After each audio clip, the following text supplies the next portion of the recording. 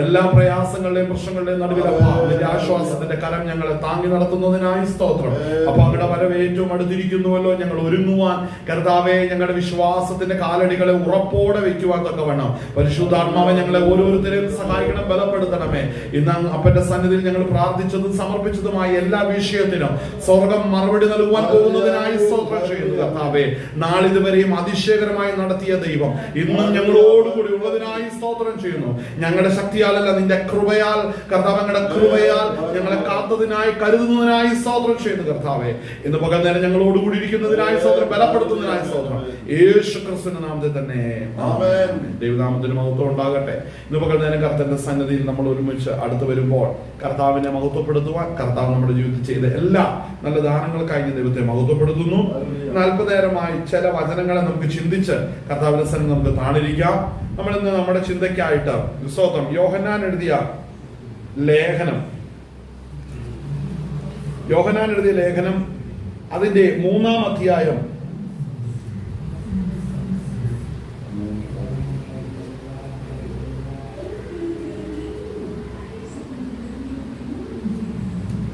അതിന്റെ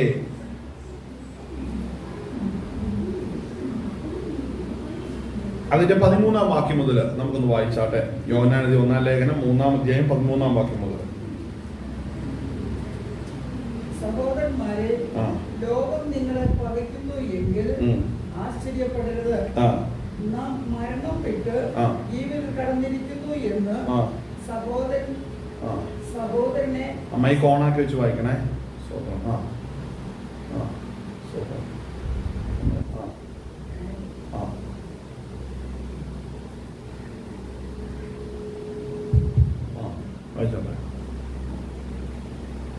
സഹോദരന്മാരെ, ലോകം നിങ്ങളെ പകയ്ക്കുന്നു എങ്കിൽ ആശ്ചര്യപ്പെടരുത്. നാം മരണം വിട്ട് ജീവനിൽ കടന്നിരിക്കുന്നു എന്ന് സഹോദരന്മാരെ സ്നേഹിക്കുന്നതിനാൽ നമുക്കറിയാം. സ്നേഹിക്കാത്തവൻ മരണത്തിൽ വസിക്കുന്നു. സഹോദരനെ പകയ്ക്കുന്നവനെല്ലാം കൊലപാതകൻ ആവുന്നു. യാതൊരു കൊലപാതകനും നിത്യജീവൻ ഉള്ളിൽ വസിച്ചിരിപ്പില്ല. ശ്രദ്ധിക്കണം. സ്തോത്രം മതി. സ്തോത്രം. നമ്മൾ ഈ വ്യത്യസ്തമായ വചനങ്ങൾ നമ്മൾ ചിന്തിക്കുമ്പോൾ യോഹന്നാൻ അപ്പോസ്തലൻ സഭയ്ക്ക് എഴുതുന്ന ഈ ലേഖനത്തില് വളരെ ശക്തമായി രേഖപ്പെടുത്തുന്ന വിഷയങ്ങളാണ് നമ്മളിപ്പോൾ ഇവിടെ വായിച്ചത്. സ്തോത്രം. അതായത് ദൈവസഭയ്ക്കകത്ത് കടന്ന് രക്ഷയുടെ അനുഭവത്തിൽ വന്ന ദൈവമക്കളോട് യോഹന്നാൻ അപ്പോസ്തലൻ പറയുന്നത്, നിങ്ങൾ ലോകത്തിലുള്ളവരല്ല, നിങ്ങൾ ലോകക്കാരല്ല.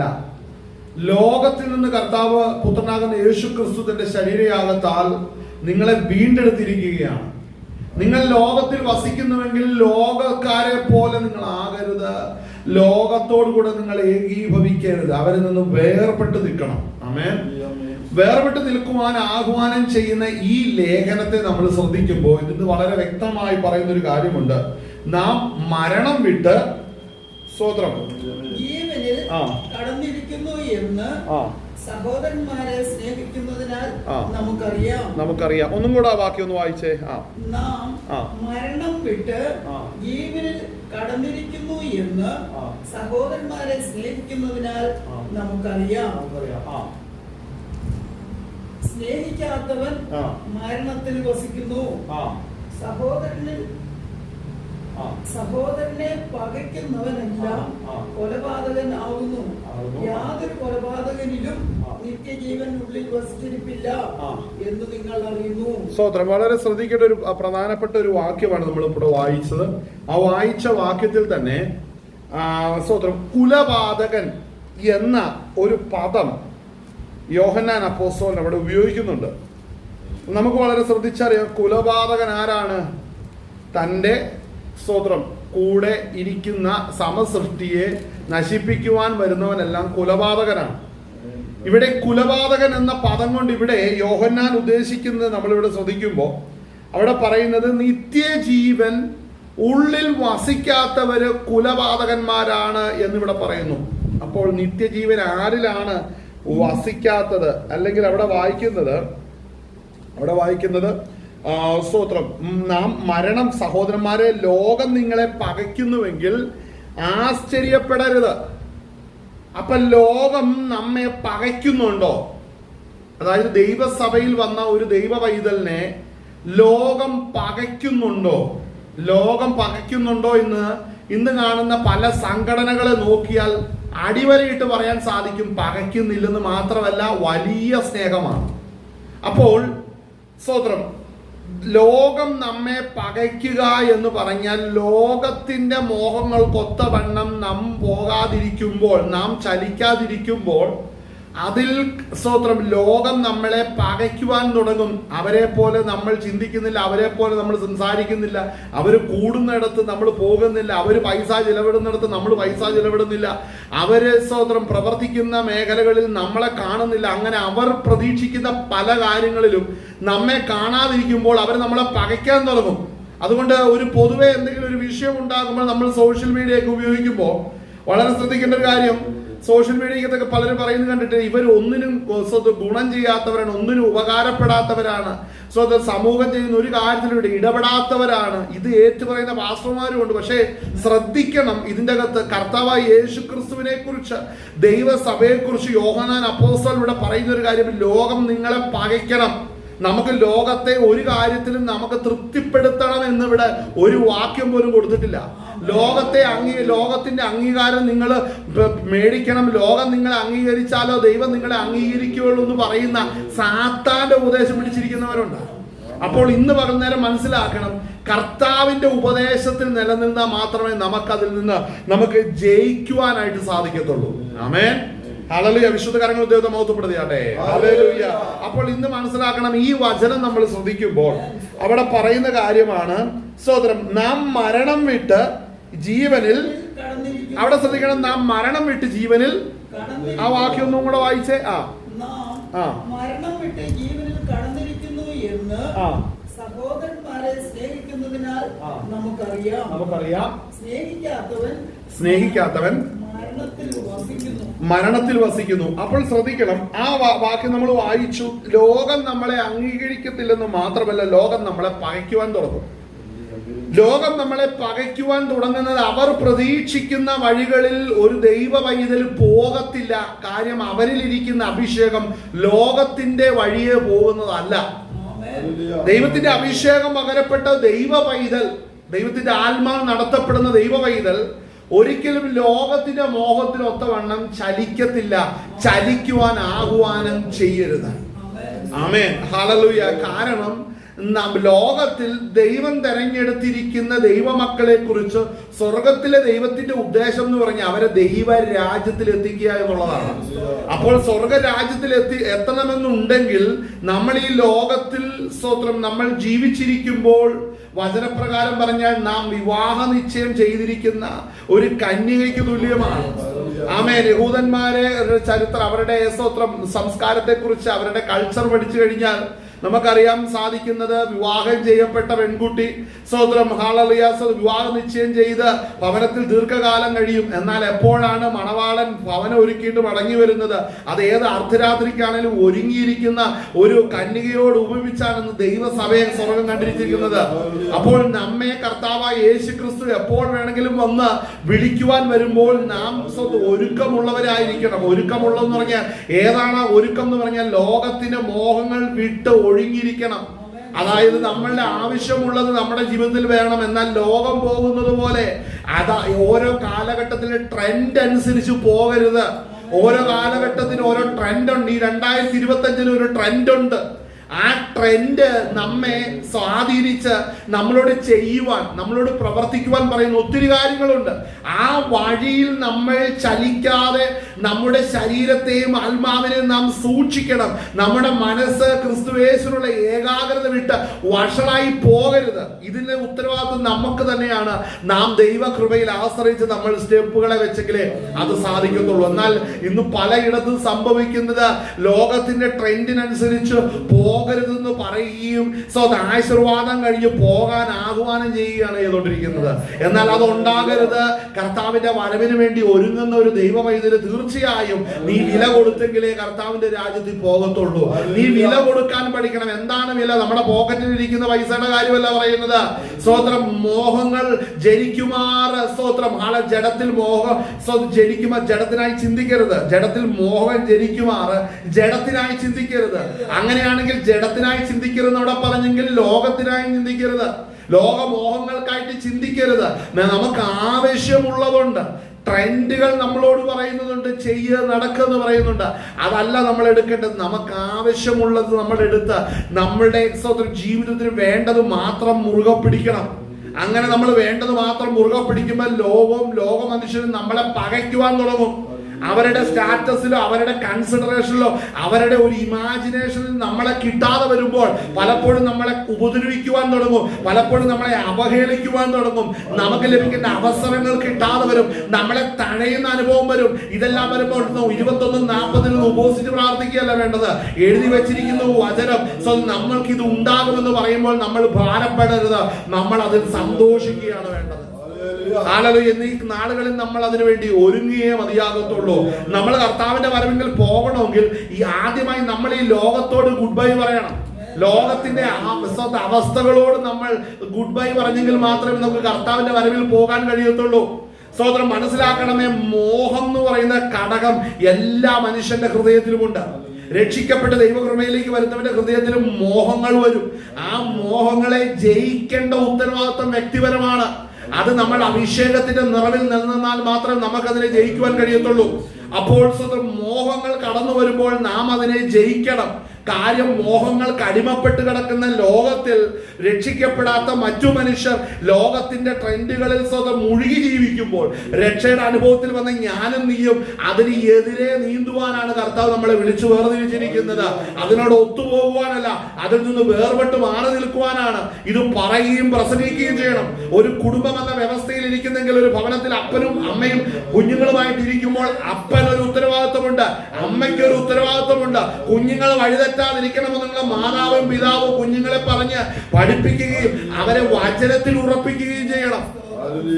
ഹല്ലേലൂയ. സ്തോത്രം. ചിലര് കന്നുകാലിഫാം തുടങ്ങുന്നത് പോലെ അഴിച്ചുവിട്ട് പഠിപ്പിച്ചിട്ട് എന്തെങ്കിലും നന്നാകുമെന്ന് പറഞ്ഞ് ഇരുന്ന് പ്രാർത്ഥനയാ. വാ തുറക്കാത്ത നിന്റെ പ്രാർത്ഥന എന്തിനാ? നീ ശാസിക്കാത്ത മക്കളെ ശാസിക്കാത്ത നിന്റെ വാ കൊണ്ട് പ്രാർത്ഥിച്ചിട്ട് എന്ത് ഗുണം? ഹല്ലേലൂയ. സ്തോത്രം. ശിക്ഷിക്കേണ്ട മേഖലകളിൽ ശിക്ഷിക്കാത്ത സ്തോത്രം നിന്റെ പ്രാർത്ഥന ദൈവം കേൾക്കുവോ? ഹല്ലേലൂയ. സ്തോത്രം. നിന്റെ മടിയിലിരിക്കുന്ന കുഞ്ഞിനെ നിനക്ക് സ്തോത്രം ഉപദേശിക്കാൻ കഴിയത്തില്ല. കർത്താവ് നിന്റെ ദൂതൻ ഇറങ്ങി വന്ന് ഉപദേശിക്കും. നിന്റെ വായി നാവൊന്നിരിക്കുന്നതിനാ. ഹല്ലേലൂയ. ചിലർക്കിന്നും ബുദ്ധി വെച്ചിട്ടില്ല. നമ്മുടെ നാട്ടുഭാഷയെ പറഞ്ഞ ചിലർക്കിന്നും നേരം വെളുത്തിട്ടില്ല. ആമേൻ. സ്തോത്രം. അങ്ങനെയും ചില വിഷയങ്ങളുണ്ട്. ആമേൻ.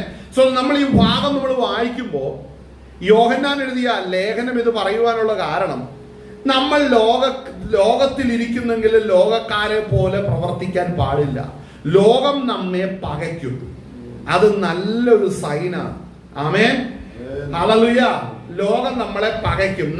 നാം നിലനിൽക്കേണ്ടത് വചനത്തിന്റെ വെളിച്ചത്തിലാണ്. വചനം ഇന്നത് പറയുന്നു, അത് ഞാൻ നിന്നോടും പറയുന്നു. അത് പറയുമ്പോൾ അവിടെ നിന്ന് എതിർപ്പ് വരുന്നുണ്ടെങ്കിൽ നീ ട്രാക്കിലാണ്.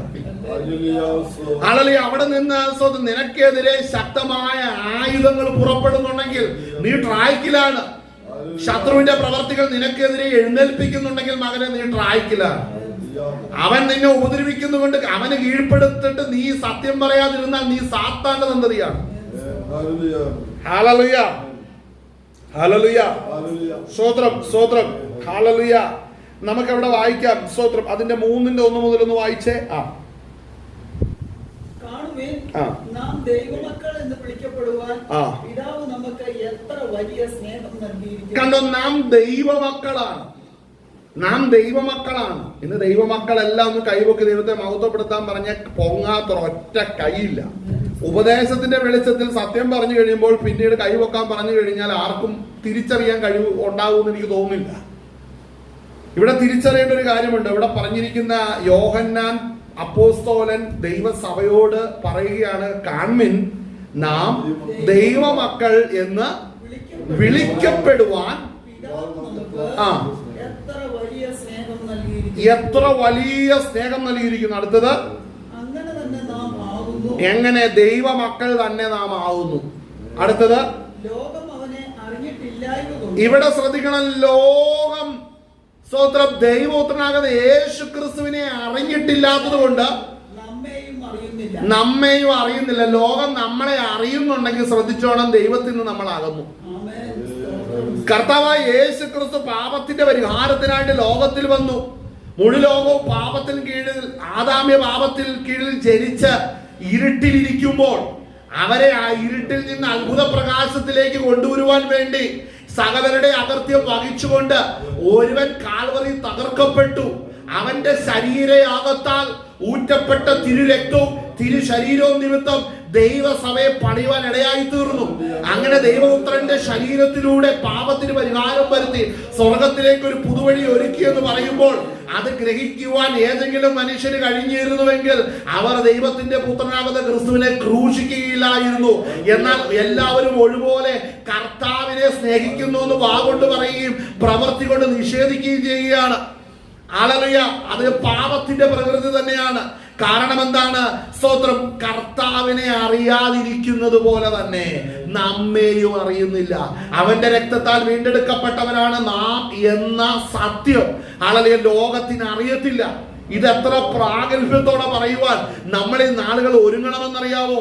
ഹല്ലേലൂയ, സ്തോത്രം. കർത്താവിന്റെ രക്തത്താൽ വീണ്ടെടുക്കപ്പെട്ട ഞാൻ പാപത്തിൽ നിന്ന് മോചിക്കപ്പെട്ടിരിക്കുന്നു എന്ന് പറയുമ്പോൾ ഇത് ഹാളിന്റെ അകത്ത് മാത്രമല്ല, പരസ്യമായി പറയാൻ റെഡിയാകണം. അതാണ് പ്രാഗൽഭ്യം എന്ന് പറയുന്നത്. അനേകർക്ക് പ്രാഗൽഭ്യം നഷ്ടപ്പെട്ടിട്ട് സത്യം സംസാരിക്കുവാൻ പലതും സ്വന്തം ദൈവസന്നിധിയിൽ വഴങ്ങാതെ വരികയാണ്. ഹല്ലേലൂയ. പ്രാഗൽഭ്യം നഷ്ടപ്പെട്ടു പോകുകയാണ്. ആമേൻ. ക്രിസ്തീയ ജീവിതത്തിൽ പ്രാഗൽഭ്യം നഷ്ടപ്പെട്ടു പോയാൽ പിന്നെ അവനെ കൊണ്ട് ഒന്നിനും കൊള്ളത്തില്ല. പ്രാഗൽഭ്യം നഷ്ടപ്പെട്ടു പോകും. ചിലർക്ക് പാപം ചെയ്തിട്ട് പ്രാഗൽഭ്യം നഷ്ടപ്പെട്ടു പോകും. വചനവിരുദ്ധമായ കാര്യങ്ങൾ ചെയ്താൽ പ്രാഗൽഭ്യം നഷ്ടപ്പെടും. കർത്താവ് പറഞ്ഞത് ചെയ്യാതെ ജീവിച്ചാൽ പ്രാഗൽഭ്യം നഷ്ടപ്പെടും. ഹല്ലേലൂയ. അപ്പൊ പ്രാഗൽഭ്യം നഷ്ടപ്പെട്ടാലും വെറുതെ ഇങ്ങനെ സ്വതന്ത്രം എഞ്ചിനില്ലാത്ത വഞ്ചികളായിട്ട് ഇങ്ങനെ പോകാൻ കൊള്ളാം, അല്ലേ?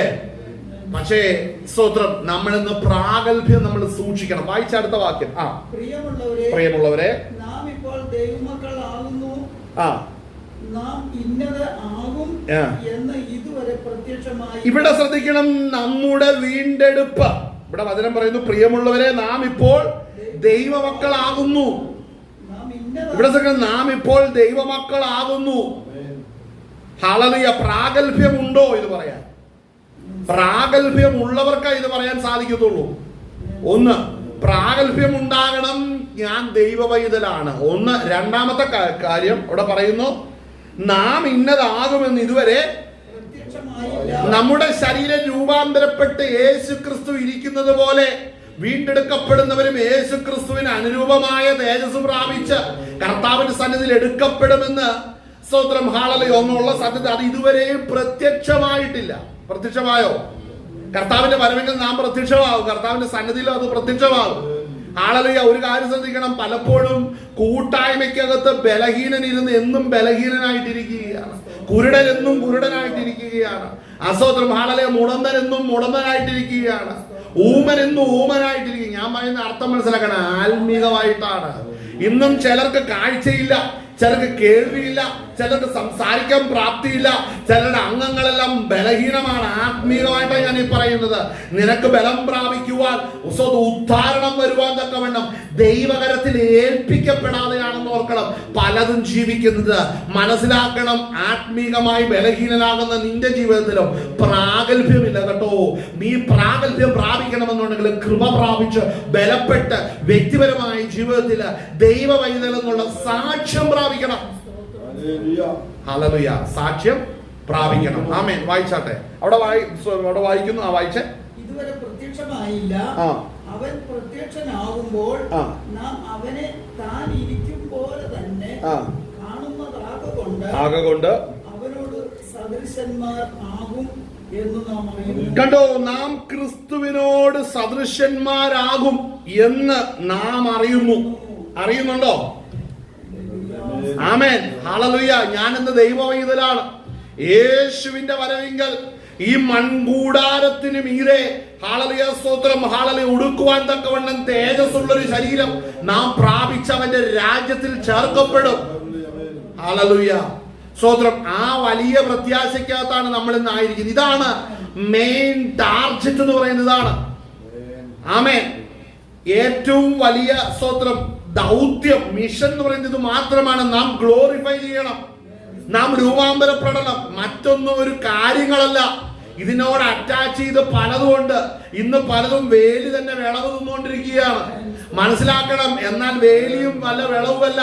മനസ്സിലാക്കണം, ആ മണ്ണിൽ വേറെ വിത്തുകളുണ്ട്. അതിന്റെ പർപ്പസ് മറ്റൊന്നാണ്. അത് വേലിയെ പോഷിപ്പിക്കുക എന്നുള്ളതല്ല. ചില കാലങ്ങളിലെങ്കിലും സ്വന്തം വേലിയുടെ ഫംഗ്ഷനിൽ പല കാര്യം നടന്നിരിക്കും. എന്നാൽ അതല്ല ഉയർത്തിപ്പിടിക്കേണ്ടത്. ഏറ്റവും ആത്യന്തികമായ ലക്ഷ്യം എന്ന് പറയുന്നത് നമ്മുടെ ശരീരത്തിന്റെ രൂപാന്തരമാണ്. ഈ ശരീരത്തിന്റെ രൂപാന്തരത്തിന് വേണ്ടിയാണ് നമ്മൾ കാത്തിരിക്കുന്നത്. അതിനാണ് ഈ കഷ്ടങ്ങൾ അനുഭവിക്കുന്നത്. ഹല്ലേലൂയ. അല്ലാതെ കുറെ സംഘടന വളരാൻ വേണ്ടി ദൈവം ഒരുക്കി തന്ന ഒരു പദ്ധതിയല്ല ദൈവസഭ എന്ന് പറയുന്നത്. ദൈവസഭയുടെ ഉദ്ദേശം നാം തേജസ് പ്രാപിക്കേണ്ടതിന് വിശുദ്ധന്മാർ കൂട്ടായ്മ ആചരിക്കണം, അപ്പോസ്തലന്മാരിൽ ലഭിച്ചിരിക്കുന്ന ദൈവത്തിന്റെ വചനം സൂക്ഷിക്കണം, ആ വചനം മുറുകെ പറ്റുകയും അത് അനുഷ്ഠിക്കുകയും ചെയ്ത് അവന്റെ വരവിനായിട്ട് കാത്തിരിക്കണം. ആ ആത്യന്തികമായ ഉദ്ദേശം വിട്ട് മറ്റൊരു പദ്ധതിയും ദൈവസഭയ്ക്കില്ല. അപ്പോൾ ഇന്ന് ആ യാഥാർത്ഥ്യത്തിൽ വേണം നമ്മൾ നിലനിൽക്കുവാനായിട്ട്. ഹല്ലേലൂയ. പലർക്കും ലക്ഷ്യബോധമില്ലാതായി പോയി. ചിലർക്ക് ലക്ഷ്യം തെറ്റിയ അവസ്ഥയിലാണ് ഇരിക്കുന്നത്. ഹല്ലേലൂയ. പ്രാഗൽഭ്യം നഷ്ടപ്പെട്ടു പോയവരുണ്ട്. ഇന്നും ദൈവം പറഞ്ഞ കാര്യങ്ങൾ വർഷങ്ങളായിട്ട് ചെയ്യാതിരിക്കുന്നവരുണ്ട്. ഹല്ലേലൂയ. സ്തോത്രം. ഹല്ലേലൂയ. പലർക്കും അതൊരു വലിയ പ്രശ്നമാണ്. ദൈവം പറഞ്ഞിട്ടുള്ള പല കാര്യങ്ങളും ചെയ്യാതെ അവർക്ക് ബോധിച്ച വഴികളിലൂടെ നടന്നിട്ട് ദൈവത്തിന് മഹത്വം കൊടുത്തെന്ന് പറഞ്ഞ് വ്യാജമായി നടക്കുന്നവരുണ്ട്. മനസ്സിലാക്കണം, അവരെല്ലാം പ്രത്യാശിക്കുന്നത് അവരെ ദൈവരാജ്യത്തിൽ പോകുന്നതാണ്. ആമേൻ. വായിച്ചാട്ടെ. അവനിൽ ഈ പ്രത്യാശയുള്ളവനെല്ലാം അവൻ നിർമ്മലനായിരിക്കുന്നത് പോലെ തന്നെ തന്നെ തന്നെ നിർമ്മലീകരിക്കുന്നു. ഇവിടെ ശ്രദ്ധിക്കണം, തന്നെ തന്നെ. അടുത്ത സീറ്റിലിരിക്കുന്നവൻ പ്രാർത്ഥിക്കുന്നുണ്ടോ എന്നുള്ള ഇവന് വിഷയമല്ല. അടുത്തിരിക്കുന്നവൻ ഉറങ്ങും, അത് അവന് വിഷയമല്ല. ആളെ അടുത്തിരിക്കുന്നവൻ സ്തോത്രം വചനം വായിക്കാതെ കുറ്റം പറഞ്ഞുകൊണ്ടിരിക്കും, അതിവന് വിഷയമല്ല.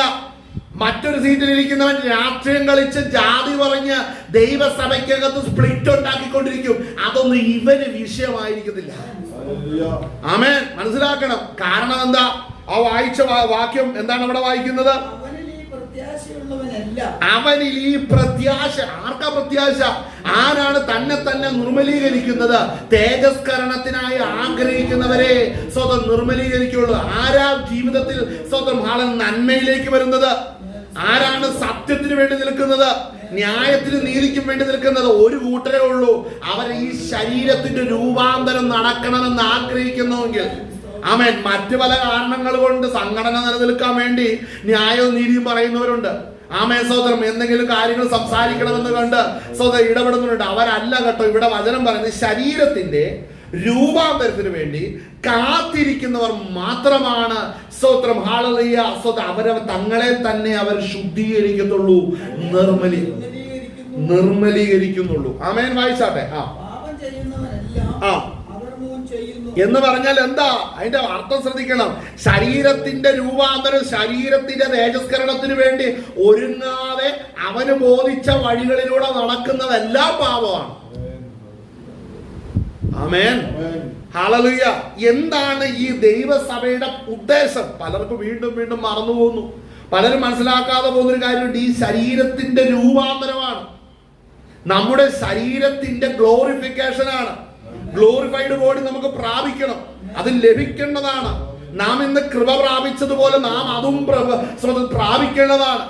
അത് നമ്മൾ പ്രാപിക്കേണ്ടതിനാണ് പരിശുദ്ധാത്മാവ് നമ്മളിൽ വസിക്കുന്നത്. പരിശുദ്ധാത്മാവെന്ന കാര്യസ്ഥൻ നമ്മളിൽ വസിക്കുന്നത് നാം ആ തേജസ്കരിക്കപ്പെട്ട ശരീരം പ്രാപിക്കുക, രൂപാന്തര ശരീരം പ്രാപിക്കുക, ക്രിസ്തുവിന് അനുരൂപമായി തീരുക. ഈ വലിയ മിഷനിലേക്ക്, വലിയ ദർശനത്തിലേക്ക്, വലിയ ഉദ്ദേശത്തിലേക്കാണ് കർത്താവ് നമ്മളെ സ്വതന്ത്രം പണിതുകൊണ്ടിരിക്കുന്നത്. ഈ തിരിച്ചറിവുള്ളവര് തങ്ങളെ തന്നെ നിർമ്മലീകരിച്ചേ പറ്റുള്ളൂ, തങ്ങളെ തന്നെ ക്ലിയർ ആക്കിയേ പറ്റുള്ളൂ. അടുത്തിരിക്കുന്നവൻ വഷളായി പോകുന്നു, അടുത്തൊരിക്കുന്നവൻ സ്വതന്ത്രം ഒരുങ്ങാതിരിക്കുന്നു ഇവന് വിഷയമല്ല. വചനം അങ്ങനെയാ പറയുന്നത്. രക്ഷ വ്യക്തിപരമാണ്, രക്ഷ വ്യക്തിപരമാണ്. രക്ഷ വ്യക്തിപരമാണെങ്കിൽ തിരിച്ചറിയണം, എന്റെ ശരീരത്തിന്റെ രൂപാന്തരത്തിന് ഞാൻ ഒരുങ്ങണം, ഞാൻ വില കൊടുക്കണം, ഞാൻ അതിനായിട്ട് കരുതണം.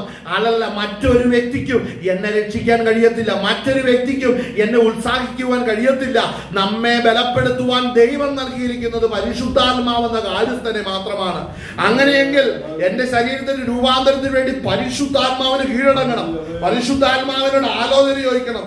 ഇനിയും ജീവിതത്തിൽ എവിടെയാണ് കർത്താവെ ക്രമീകരിക്കപ്പെടേണ്ടത്, എവിടെയാണ് ഇനിയും ഒരുക്കപ്പെടേണ്ടത്? പരിശുദ്ധാത്മാവിനോട് ആലോചന ചോദിക്കുമ്പോൾ ദൈവാത്മാവ് നമുക്ക്, പരിശുദ്ധാത്മാവ് നമുക്ക് വെളിപ്പെടുത്തി തരും. നമ്മുടെ ജീവിതത്തിലെ ബലഹീനമായി നിൽക്കുന്നതും വീഴ്ചയായി നിൽക്കുന്നതും ക്രമീകരിക്കേണ്ടതുമായ മേഖലകളെ സ്വർഗത്തിലെ ദൈവം വെളിപ്പെടുത്തി തരും. പരിശുദ്ധാത്മാവ് മുഖാന്തരം പരിശുദ്ധാത്മാവ് നമ്മളെ ഉപദേശിക്കുകയും നമ്മളെ വഴി നടത്തുകയും ചെയ്യണം. ഇങ്ങനെ വ്യക്തിപരമായി ദൈവത്തിന്റെ ആത്മാവിന്റെ ഇടപെടൽ ഉള്ളവർക്ക് മാത്രമാ തേജസ്കരണം ഉണ്ടാകത്തുള്ളൂ, അവരെ ദൈവരാജ്യം പ്രാപിക്കത്തുള്ളൂ.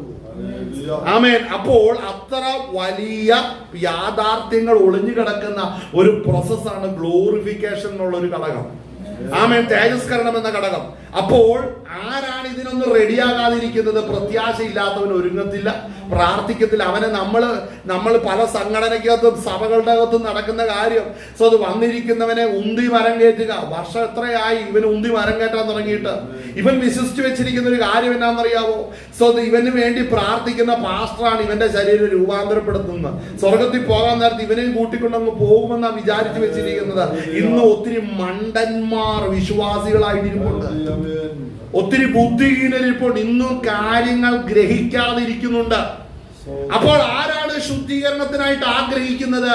ഈ ശരീരത്തിന് രൂപാന്തരമുണ്ട്. കാര്യം, ഈ ശരീരത്തിന്റെ രൂപാന്തരം നടന്നില്ലെങ്കിൽ ഈ ലോകത്തിൽ തള്ളപ്പെടുന്നവരുടെ ലിസ്റ്റിൽ ചെന്ന് പെട്ടാൽ പിന്നെ രക്ഷയില്ല, പിന്നെ ഒരു വീണ്ടെടുപ്പ് ഭൂമിയിലില്ല. അങ്ങനെ ഈ ഭൂമിയിൽ തള്ളപ്പെട്ടാൽ, ദുഷ്ടരോടുകൂടെ തള്ളപ്പെട്ടാൽ പിന്നെ ഈ ലോകവും തള്ളപ്പെടുന്നവരുടെ അവസ്ഥ വളരെ പരിതാപകരമായിരിക്കും. ശക്തമായ ദൈവത്തിന്റെ ക്രോധത്തിലേക്കാണെന്ന് ഓർക്കണം വെച്ച് നീട്ടാൻ പോകുന്നത്. ഇത് അനേകർക്ക് അറിയത്തില്ല. കൈവിടപ്പെട്ടാൽ ക്രോധത്തിലേക്കാണ് ചെല്ലുന്നത്, ദൈവ ക്രോധത്തിലേക്കാണ് ചെല്ലുന്നത്. അങ്ങനെയെങ്കിൽ ആ ദൈവ ക്രോധത്തിലേക്ക് ചെല്ലുന്നതിന് മുമ്പ് തേജസ്കരണം പ്രാപിക്കണമെന്ന് കണ്ട് തന്നെ താൻ നിർമ്മലീകരിക്കുവാൻ ദൈവാത്മാവിനെ കീഴ്പ്പെടുത്തുന്നവനാണ് ബുദ്ധിമാന്മാർ. ആമേൻ. വായിച്ചാട്ടെ, തുടർന്ന് വായിച്ചാട്ടെ. അവൻ പ്രത്യക്ഷനായി എന്ന് നിങ്ങൾ അറിയുന്നു, അവനിൽ പാപമില്ല. അവനിൽ വസിക്കുന്നവൻ ആരും പാപം ചെയ്യുന്നില്ല. കണ്ടോ, ക്രിസ്തുവിൽ വസിക്കുന്നവൻ ആരും പാപം ചെയ്യുന്നില്ല. കാരണം എന്താ? തേജസ്കരണം എന്ന വിഷയം ഉള്ളത്തിൽ ഉണ്ടെങ്കിൽ പാപം ചെയ്യാൻ പറ്റത്തില്ല. പാപം ചെയ്താൽ നമ്മൾ ഇവിടെ വായിക്കുന്ന യോഹന്നാൻ എഴുതിയ ഈ ലേഖനത്തിൽ തന്നെ നമ്മൾ അതിന്റെ 2:1 വായിക്കുമ്പോൾ, എന്റെ കുഞ്ഞുങ്ങളെ, നിങ്ങൾ പാപം ചെയ്യാതിരിക്കാൻ ഞാൻ നിങ്ങൾക്കിത് എഴുതുന്നു. ഒരുത്തൻ പാപം ചെയ്തുവെങ്കിലോ നീതിമാനായ യേശുക്രിസ്തു എന്ന കാര്യം നമുക്ക് പിതാവിന്റെ അടുക്കലുണ്ട്, അവൻ നമ്മുടെ പാപങ്ങൾക്ക് പ്രായശ്ചിത്തമാകുന്നു. അപ്പോൾ ഞാൻ പറയട്ടെ, ആരാന്നറിയോ? പാപം ചെയ്തിട്ടുണ്ടെങ്കിൽ, വീഴ്ച വന്നിട്ടുണ്ടെങ്കിൽ ഏറ്റു പറയുന്ന ആരാന്നറിയാവോ? ശരീരം തേജസ്കരിക്കപ്പെടണമെന്നുള്ളവൻ മാത്രമേ പാപം ഏറ്റു പറയത്തുള്ളൂ. ശരീരത്തിന്റെ തേജസ്കരണത്തെ കുറിച്ചുള്ള തിരിച്ചറിവില്ലാത്തവൻ, അവന് മകനെ നീ പാപം ഏറ്റു പറയാൻ പറയുന്ന ഒരുമാതിരി ഉപദ്രവം പോലെയാ കേൾക്കുന്നത്, പീഡനം പോലെയാ കേൾക്കുന്നത്. മനസ്സിലാക്കണം, അങ്ങനെയുള്ളവരുണ്ട്. എന്തിനാ എന്നോട് എപ്പോഴും ഇത് മാത്രം പറയുന്നു? മനസ്സിലാവുന്നുണ്ട് കാര്യം, അവനത് പീഡനമായിട്ടാ അനുഭവപ്പെടുന്നത്. പക്ഷെ ഇതിന്റെ പിന്നിലെ കാരണം എന്താ? പറഞ്ഞു നോക്കുകയാണ്. ഇവനകത്ത് സംഭവം കത്തിയാൽ ഇവൻ രക്ഷപ്പെടും. അകത്ത് ഒന്ന് സ്പാർക്ക് ചെയ്ത് കഴിഞ്ഞാൽ ഇവൻ രക്ഷപ്പെടും. പക്ഷെ അകത്ത് ഒരു സ്പാർക്കും ഇല്ലാതെ കിടക്കുന്ന എത്രയോ വിശ്വാസികളുണ്ടെന്ന് അറിയാവോ? നിങ്ങളെ നടത്തുന്നവർ അവരെ സ്തോത്രം ഹല്ലേലൂയ ചതിച്ചിരിക്കുക എന്ന് വേണം മനസ്സിലാക്കുവാൻ. സ്വതം ശിക്ഷ അനുഭവിക്കാതെ പോകത്തില്ല. മനസ്സിലാക്കണം, ഇവിടെ ദൈവത്തിന്റെ വചനം പറയുന്നു, അങ്ങനെയുള്ളവർ പാപം ചെയ്യുകയില്ല. പാപം ചെയ്താൽ അത് ഏറ്റു പറയുകയും ചെയ്യും. വേഗം പരിശുദ്ധാത്മാവിന്റെ കൃപയിലേക്ക് മടങ്ങി വരും. ഹല്ലേലൂയ. ചിലര് പരിശുദ്ധാത്മാവ് ചിലരെ വിട്ടുപോയിട്ട് വർഷങ്ങളായി അറിയുന്നില്ല. ചിലരെ വിട്ടുപോയിട്ട് അനേക നാളുകളായി അറിയുന്നില്ല. കാര്യം അവർക്കതൊരു വിഷയമല്ല. ജഡത്തിൽ ഒത്തിരി കാര്യം ചെയ്യാനുണ്ടല്ലോ. ആളറിയ നിങ്ങൾ ശ്രദ്ധിക്കണം, പരിശുദ്ധാത്മാവ് ഒരുവനെ വിട്ട് മാറിയാൽ പിന്നെ നീ വെറും ജഡമാ. മാത്രമല്ല നിന്റെ ചിന്ത വെറും ജാതികളെ പോലെയായിരിക്കും. മറ്റൊരു ഭാവിയെ പോലെ തന്നെയായിരിക്കും നിന്റെ ചിന്ത, നിന്റെ തീരുമാനങ്ങളും കാര്യങ്ങളും എല്ലാം. ആളെ അതുകൊണ്ട് മനസ്സിലാക്കണം, പരിശുദ്ധാത്മാവിന്റെ കർത്തൃത്വം നമ്മളിൽ വെളിപ്പെടുവാൻ ദൈവാത്മാവിന്റെ കൃപയ്ക്ക് ഏൽപ്പിച്ചു കൊടുക്കണം. വായിച്ചാട്ടെ, തുറന്ന് വായിച്ചാട്ടെ. അവനിൽ വസിക്കുന്നവൻ ആരും പാപം ചെയ്യുന്നില്ല. കണ്ടപ്പോ പാപം ചെയ്താൽ എന്നാ പറ്റും? ദൈവവുമായിട്ടുള്ള ബന്ധം നഷ്ടപ്പെട്ടു പോകും. ആ പരിശുദ്ധാത്മാവിൽ നമ്മൾ ദൈവ സാന്നിധ്യത്തെ കാണുന്ന ആ ചാനൽ അങ്ങ് അടഞ്ഞു പോകുന്നു. മനസ്സിലാകുന്നുണ്ടോ? പാപം ചെയ്തു കഴിഞ്ഞാൽ നടക്കുന്ന കാര്യമാണിത്. പാപം ചെയ്തു കഴിഞ്ഞാൽ പ്രാർത്ഥന അടഞ്ഞു പോകും. ആരാധനയില്ല, പ്രാർത്ഥനയിൽ ഒന്നുമില്ല. എന്നിട്ട് ഇവൻ ചിന്തിക്കുന്നു ഇവന്റെ നേർക്ക് ആരോ ഏതോ വലിയ കൊടിയ മന്ത്രവാദം ചെയ്തിട്ടാണ് ഇവന്റെ കണ്ണ് കാണാതിരിക്കുന്നത്. പ്രാർത്ഥന അല്ല, നീ ആദ്യമായി പാപം ചെയ്തു, നീ ഏറ്റു പറഞ്ഞിട്ടില്ല. എന്തുകൊണ്ടാണ് ഏറ്റു പറയാത്തത്? ഒരു കാരണമേ ഉള്ളൂ, ശരീരം രൂപാന്തരപ്പെടണമെന്നുള്ള ആഗ്രഹമുള്ളവരെ പാപം ഏറ്റു പറയത്തുള്ളൂ. ഇവിടെ കിടക്കണ്ട എന്നുള്ള തീരുമാനമുള്ളവരെ പാപം ഏറ്റു പറയത്തുള്ളൂ. അപ്പോൾ അതിന് ആഗ്രഹിക്കുന്നില്ലെങ്കിൽ മനസ്സിലാക്കണം എന്താണ് അതിന്റെ പിന്നിൽ നടക്കുന്ന പ്രശ്നം. എന്താണ്? ശരീരത്തിന്റെ രൂപാന്തരം വിഷയമല്ലാത്തവരാരും പാപം ഏറ്റു പറയത്തില്ല. ആമേൻ. ആ വായിച്ച വാക്കൊന്നും കൂടെ വായിച്ചേ. അവനിൽ വസിക്കുന്നവൻ ആരും പാപം ചെയ്യുന്നില്ല. ആ പാപം ചെയ്യുന്നവൻ ആരും അവനെ കണ്ടിട്ടുമില്ല. മനസ്സിലാക്കണം, ആദാമ്യ പാപം ഇന്ന് ആരില്ലെങ്കിലും ഉണ്ടെങ്കിൽ അവര് കർത്താവിന്റെ നാമം അറിയുന്നു എന്ന് പറഞ്ഞാലോ, പുസ്തകം 250 രൂപയ്ക്ക് ബൈബിള് മേടിച്ച് കഷത്തിക്കൊണ്ട് നടന്നു പറഞ്ഞാലോ ഒന്നും മനസ്സിലാക്കിക്കോളൂ, അവൻ ദൈവത്തെ അറിഞ്ഞിട്ടില്ല, കണ്ടിട്ടില്ല. എന്നാൽ കർത്താവിനെ അറിയുവാനും കാണുവാനും കർത്താവ് കൃപ ചെയ്തുകൊണ്ടാണ് ഇന്ന് പകൽ നേരം കർത്താവിന്റെ പാദപീഠത്തിലായിരിക്കാൻ ഇടയാകുന്നത്. സ്തോത്രം. മനസ്സിലാക്കണം, കർത്താവിനെ അറിയുന്നുണ്ടോ എന്ന് ഉറപ്പ് വരുത്തണേ. മനസ്സിലാക്കണം, ഒരു പരപ്രേരണയില്ലാതെ ശുദ്ധീകരണത്തിന് ആഗ്രഹിക്കുന്നില്ലെങ്കിൽ, മറ്റൊരു വ്യക്തിയുടെ നിർബന്ധത്താൽ അല്ലാതെ വ്യക്തിപരമായിട്ട് ശുദ്ധീകരണം വേണമെന്ന് ഒരുവൻ ആഗ്രഹിക്കുന്നില്ലെങ്കിൽ മനസ്സിലാക്കിക്കോണം, അവൻ കൃപയിലല്ല. ഹല്ലേലൂയ. ചിലരോട് കാര്യങ്ങൾ പറയാൻ പറഞ്ഞാൽ വചനം പറയാൻ ഒരു 10 മിനിറ്റ് കൊടുത്ത് അവർ നേട്ടങ്ങൾ എങ്ങനെയൊക്കെ നേട്ടങ്ങൾ ഉണ്ടാക്കാം എന്നാണ് അവർ പറയുന്നത്. കാര്യം പരിശുദ്ധാത്മാവിനെ നൽകിയിരിക്കുന്നത് നമ്മളെ നേടുവാൻ വേണ്ടിയാണ്, വെട്ടിപ്പിടിക്കുവാൻ വേണ്ടിയാണ്, ഉയർച്ച നൽകുവാൻ വേണ്ടിയാണ്. അങ്ങനെ ഒരു തരത്തിലേക്ക് പ്രസംഗത്തിന്റെ ശൈലി മാറ്റുമ്പോൾ ശ്രദ്ധിച്ചോണം, പരിശുദ്ധാത്മാവ് നൽകിയിരിക്കുന്നത് നിന്നെ ശുദ്ധീകരിച്ച പുത്രനാകുന്ന യേശുക്രിസ്തുവിന്റെ മുമ്പിൽ നിർത്തുവാൻ വേണ്ടിയാണ്. ആ പ്രോഗ്രാമിനെ കുറിച്ച് ഒരുവന്റെ വാ സംസാരിക്കാതെ ബിസിനസ് മൈൻഡിൽ പ്രസംഗിക്കുന്നവരെ ശ്രദ്ധിച്ചോണം. അത് മറ്റൊരാത്മാവ് അവൻ ക്രിസ്തുവിനെ കണ്ടിട്ടില്ല, ബാക്കിയെല്ലാം കണ്ടിട്ടുണ്ട്. ലോകത്തിൽ ഉയർച്ച കണ്ടിട്ടുണ്ട്, ധനവും മാനവും ജീവനും എല്ലാം കണ്ടിട്ടുണ്ട്, പക്ഷേ സ്വർഗത്തിലേക്ക് പോകാനുള്ള വഴി മാത്രം കണ്ടിട്ടില്ല. അമേൻ. വായിച്ചാട്ടെ. കുഞ്ഞുങ്ങളെ, ആരും നിങ്ങളെ തെറ്റിക്കരുത്. അവൻ നീതിമാനായിരിക്കുന്നത് പോലെ നീതി ചെയ്യുന്നവൻ നീതിമാനാവുന്നു. ഇവിടെ ശ്രദ്ധിക്കണം, ഈ വക കാര്യങ്ങളൊക്കെ ഒരുവനോട് പറയുന്നുണ്ടെങ്കിൽ കേൾവിക്കാരൻ യുവാവാന്ന് പറയുന്നില്ല, കേൾവിക്കാരൻ വൃദ്ധനാന്ന് പറയുന്നില്ല, കേൾവിക്കാരൻ ശിശുവാണ്. അല്ലേ? ശിശു എന്ന് പറഞ്ഞാൽ ഇച്ചിരി കൂടെ വ്യക്തമായിട്ട് പറഞ്ഞാൽ ശിശുവല്ല, കുഞ്ഞുങ്ങളെ എന്നാണ് വിളിച്ചിരിക്കുന്നത്. അല്ലേ? സോദരം, ലിറ്റിൽ ചിൽഡ്രൻ, കുഞ്ഞു കുട്ടികൾ. മനസ്സിലാക്കണം, ഇന്നും കുഞ്ഞു കുട്ടികൾ അറിയുന്ന ചില കാര്യങ്ങളുണ്ട്, അതാണ് ഇപ്പോഴും അറിഞ്ഞുകൊണ്ടിരിക്കുന്നത്. പരിശുദ്ധാത്മാവ് വന്നത് എന്തിനാണ്? നമ്മളെ ഒരുക്കുന്നത് എന്തിനാണ്? ആരാണ് വിശുദ്ധിക്ക് വേണ്ടി പ്രാർത്ഥിക്കുന്നത്? എന്തിനാണ് വിശുദ്ധിക്ക് വേണ്ടി പ്രാർത്ഥിക്കുന്നത്? സ്വന്തം തേജസ്കരണത്തിന് വേണ്ടി ആഗ്രഹിക്കുന്നവൻ പാപം ചെയ്താൽ എന്ത് ചെയ്യും? അടുത്തത് ഈ കാര്യങ്ങളൊക്കെ അറിയുന്നത് കുഞ്ഞു കുട്ടികളാണ്. ആത്മീയത്തിൽ ശിശുക്കളുണ്ട്. ആമേൻ. വായിച്ചാട്ടെ. പാപം ചെയ്യുന്നവൻ പിശാചിന്റെ മകനാകുന്നു. പിശാച് ആദ്യം മുതൽ പാപം ചെയ്യുന്നുവല്ലോ. പിശാചിന്റെ പ്രവൃത്തികളെ അഴിക്കുവാൻ തന്നെ ദൈവപുത്രൻ പ്രത്യക്ഷനായി. ദൈവത്തിൽ നിന്നും ജനിച്ചവൻ ആരും പാപം ചെയ്യുന്നില്ല, അവന്റെ വിത്ത് അവനിൽ വസിക്കുന്നു. ദൈവത്തിൽ നിന്നും ജനിച്ചതിനാൽ അവന് പാപം ചെയ്യുവാൻ കഴിയുകയുമില്ല. ഇവിടെ ശ്രദ്ധിക്കണം, നമ്മളിവിടെ വായിക്കും എബ്രായ ലേഖനം 6-ാം അധ്യായം, അതിന്റെ 1 മുതൽ നമുക്കൊന്ന് വായിക്കണം. നമ്മൾ വായിച്ച് കുഞ്ഞു കുട്ടികൾ എന്നിവിടെ ആ പദം ഉപയോഗിക്കുമ്പോൾ ശ്രദ്ധിക്കേണ്ട ഒരു കാര്യമാണ്. കുഞ്ഞുങ്ങളോട് പറയുകയാണ്, അവർക്ക് വീണ്ടും അവർക്ക് അറിയത്തില്ല, ബാല്യപാഠങ്ങൾ, അടിസ്ഥാന പാഠങ്ങൾ അവർക്ക് ഇടുകയാണ്. അവർ അതിൽ തന്നെ വിസ്മയിച്ചിരിക്കുകയാണ്. വർഷങ്ങളായി പെന്തക്കോസ്തിൽ ഇരിക്കുന്ന പലർക്കും ഇതിന്റെ ആ പ്രോട്ടോകോളിനെ കുറിച്ച് ചിലരോട് പറഞ്ഞാൽ അറിയത്തില്ല. അവർ വലിയൊരു കാലഘട്ടം പ്രസ്ഥാനത്തിനകത്തിരുന്നു, പക്ഷെ അവർ എത്ര കാലഘട്ടം ദൈവത്തിന്റെ കൃപയിൽ ഇരുന്നു എന്നുള്ളൊരു ചോദ്യമുണ്ട്. ആമേൻ. നാം എത്ര കാലഘട്ടം സംഘടനയിലായിരുന്നു എന്നുള്ളതല്ല, എത്ര കാലഘട്ടം കൃപയിൽ ഉണ്ടായിരുന്നു. ആ കാലഘട്ടത്തിൽ നമ്മൾ പ്രാപിച്ചത് എന്ത് എന്ന് ചോദിച്ചാൽ അതിന് വ്യക്തമായ മറുപടി പറയാൻ നമ്മൾ ബാധ്യസ്ഥരാണ്. 6-ാം അധ്യായം 1-ാം വാക്യം മുതൽ ആർക്കും ഒട്ടിയൊരു വായിക്കാം. എബ്രായ ലേഖനം 6-ാം അധ്യായം 1-ാം വാക്യം മുതൽ. അതുകൊണ്ട് നിർജീവ പ്രവൃത്തികളെ കുറിച്ചുള്ള മാനസാന്തരം. ഇവിടെ ശ്രദ്ധിക്കണം, നിർജീവ പ്രവർത്തികളെ കുറിച്ചുള്ള മാനസാന്തരം. അപ്പൊ ഒരുവൻ പാപം ചെയ്താൽ അവൻ എന്ത് ചെയ്യും?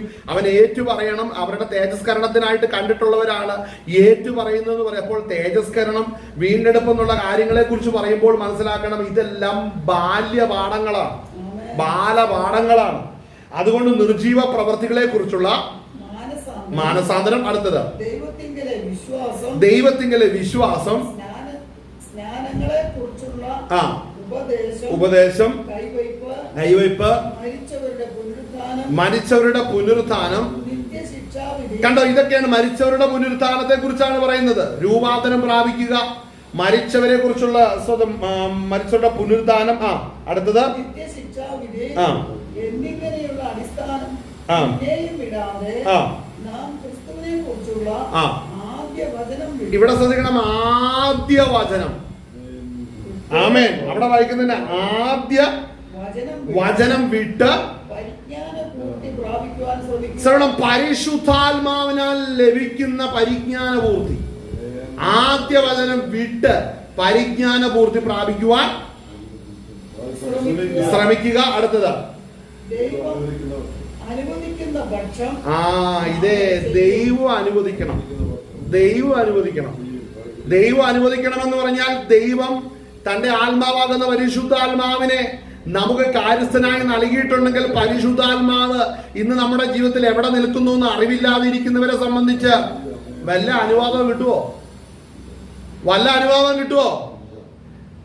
ദൈവം പകർന്ന കൃപയിൽ നിൽക്കാത്തവന് വല്ല അനുവാദം കിട്ടുവോ? നീ എന്താ പ്രതീക്ഷിക്കുന്നത്? ശ്രദ്ധിക്കണേ, വളരെ ശ്രദ്ധിക്കണേ. ഇനി അധികം കാലഘട്ടമില്ല, അധികം വർഷങ്ങളില്ല. ഒരുങ്ങണം. എപ്പോഴാ മരണം എന്ന് പോലെ ചിലരിപ്പോ ചിന്തിക്കുന്നത് വരുന്നത് വഴുന്നിടത്ത് വെച്ച് കാണാം. അത് അങ്ങനെ ഒത്തിരി മണ്ടന്മാരുണ്ട്. ശ്രദ്ധിക്കണേ, നീ ഉറപ്പ് വരുത്തണം. നീ ആയുസിൽ ജീവിച്ചിരിക്കുമ്പോൾ നിനക്ക് ചിലർക്ക് തന്നെ ഭയങ്കര ഉറപ്പാ, ഭയങ്കര എനിക്ക് നല്ല ഉറപ്പുണ്ട്, കിട്ടുമെന്ന്. എടാ, നിന്റെ ആ ഉറപ്പിന്റെ കാര്യമല്ല പറയുന്നത്. പിന്നെ എന്താ ഇവിടെ പറയുന്നത്? ഇവിടെ പറയുന്ന കാര്യം ശ്രദ്ധിക്കണം. സോ വചനം നമുക്ക് വെളിപ്പെടുത്തി തരുന്ന ഒരു പരിജ്ഞാനമുണ്ട്. വചനം നമുക്ക് വെളിപ്പെടുത്തി തരുന്ന സ്തോത്രം ചില സത്യങ്ങളുണ്ട്. ആ സത്യങ്ങളും ആ വെളിപ്പെടുത്തലുകളുമാണെന്ന് ഓർക്കണം നമ്മുടെ വിശ്വാസത്തിന്റെ ആധാരമെങ്കിൽ നമ്മുടെ വിശ്വാസം ട്രാക്കിലാണ്. നമുക്ക് ഉറപ്പുണ്ടോന്ന് ചോദിച്ചാൽ ഉറപ്പില്ലാത്ത ആരാ ഉള്ളത്? ആരെങ്കിലും ഉണ്ടോ? ഉറപ്പില്ലാത്ത ആരെങ്കിലും ഉണ്ടോ? എല്ലാവർക്കും ഉറപ്പുണ്ട്. പിന്നെ എന്താ പ്രശ്നം? നിനക്ക് വചനപ്രകാരമുള്ള ഉറപ്പുണ്ടോ? അതില്ല. വചനം ഏത് വചനമാണ്? അവന് ഇഷ്ടമുള്ള വചനം എടുത്തു. മിക്കവരും സങ്കീർത്തനം എടുത്തോണ്ട് വരത്തുള്ളൂ. മനസ്സിലാകുന്നുണ്ടോ? അതാണ് പലരുടെ അവസ്ഥ എന്ന് പറയുന്നത്. ശ്രദ്ധിക്കണം, ഏതാണ് നിനക്ക് കിട്ടേണ്ട വചനം. ഇവിടെ പറയുന്ന പദം ശ്രദ്ധിക്കണം. ആദ്യ വചനം വിട്ട് പരിജ്ഞാന പൂർത്തി പ്രാപിക്കുവാൻ ശ്രമിക്കുക. അടുത്ത വാക്യം, സ്വർഗത്തിലെ പിതാവ് അനുവദിക്കുന്ന പക്ഷം എങ്ങനെ പരിജ്ഞാന പൂർത്തി പ്രാപിക്കണം? ഇത് പരിശുദ്ധാത്മാവിന്റെ നിറവിലാണ് സംഭവിക്കത്തുള്ളൂ. പരിശുദ്ധാത്മാവ് നമുക്ക് ക്രിസ്തുവിനെ കുറിച്ച് വെളിപ്പെടുത്തി തരണം. സ്തോത്രം. ദൈവത്തിന്റെ മർമ്മങ്ങളെ കുറിച്ച് വെളിപ്പെടുത്തണം. ഇത് പരിശുദ്ധാത്മാവ് വെളിപ്പെടുത്തുന്നതാണ്. എന്നാൽ ക്രിസ്തുവേശുവിനെ കുറിച്ചുള്ള മർമ്മങ്ങൾ വെളിപ്പെടുമ്പോൾ, അത് പരിശുദ്ധാത്മാവ് വെളിപ്പെടുത്തുമ്പോൾ അത് സ്തോത്രം, അത് ഇച്ചിരി അഡ്വാൻസ് ചെയ്ത സ്റ്റേജാണ്. എന്നാൽ ഈ പ്രിലിമിനറി ലെവലിലുള്ള കാര്യം വിടണമെന്നാണ് ഇവിടെ പറയുന്നത്.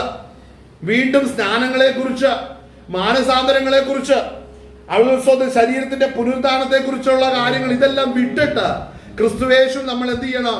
പരിജ്ഞാന പൂർത്തി പ്രാപിക്കുവാൻ നമ്മൾ ശ്രമിക്കണം. ദൈവം അനുവദിക്കുന്ന പക്ഷം നാം അത് പ്രാപിക്കും. അടുത്ത വാക്യം, ഒരിക്കൽ പ്രകാശനം ലഭിച്ചിട്ട് ഇവിടെയാണ് പ്രശ്നം കിടക്കുന്നത്. ആ ഒരിക്കൽ പ്രകാശനം ലഭിച്ചിട്ട് സ്വർഗീയദാനം ആസ്വദിക്കുകയും ആ സ്വർഗീയദാനം ആസ്വദിക്കുകയും പരിശുദ്ധാത്മാവിനെ പ്രാപിക്കുകയും ഇവിടെ ശ്രദ്ധിക്കണം, പരിശുദ്ധാത്മാവിനെ പ്രാപിക്കുകയും ചെയ്താൽ ദൈവത്തിന്റെ നല്ല വചനവും വരുവാനുള്ള ലോകത്തിന്റെ ശക്തിയും ആസ്വദിക്കുകയും ചെയ്തവർ.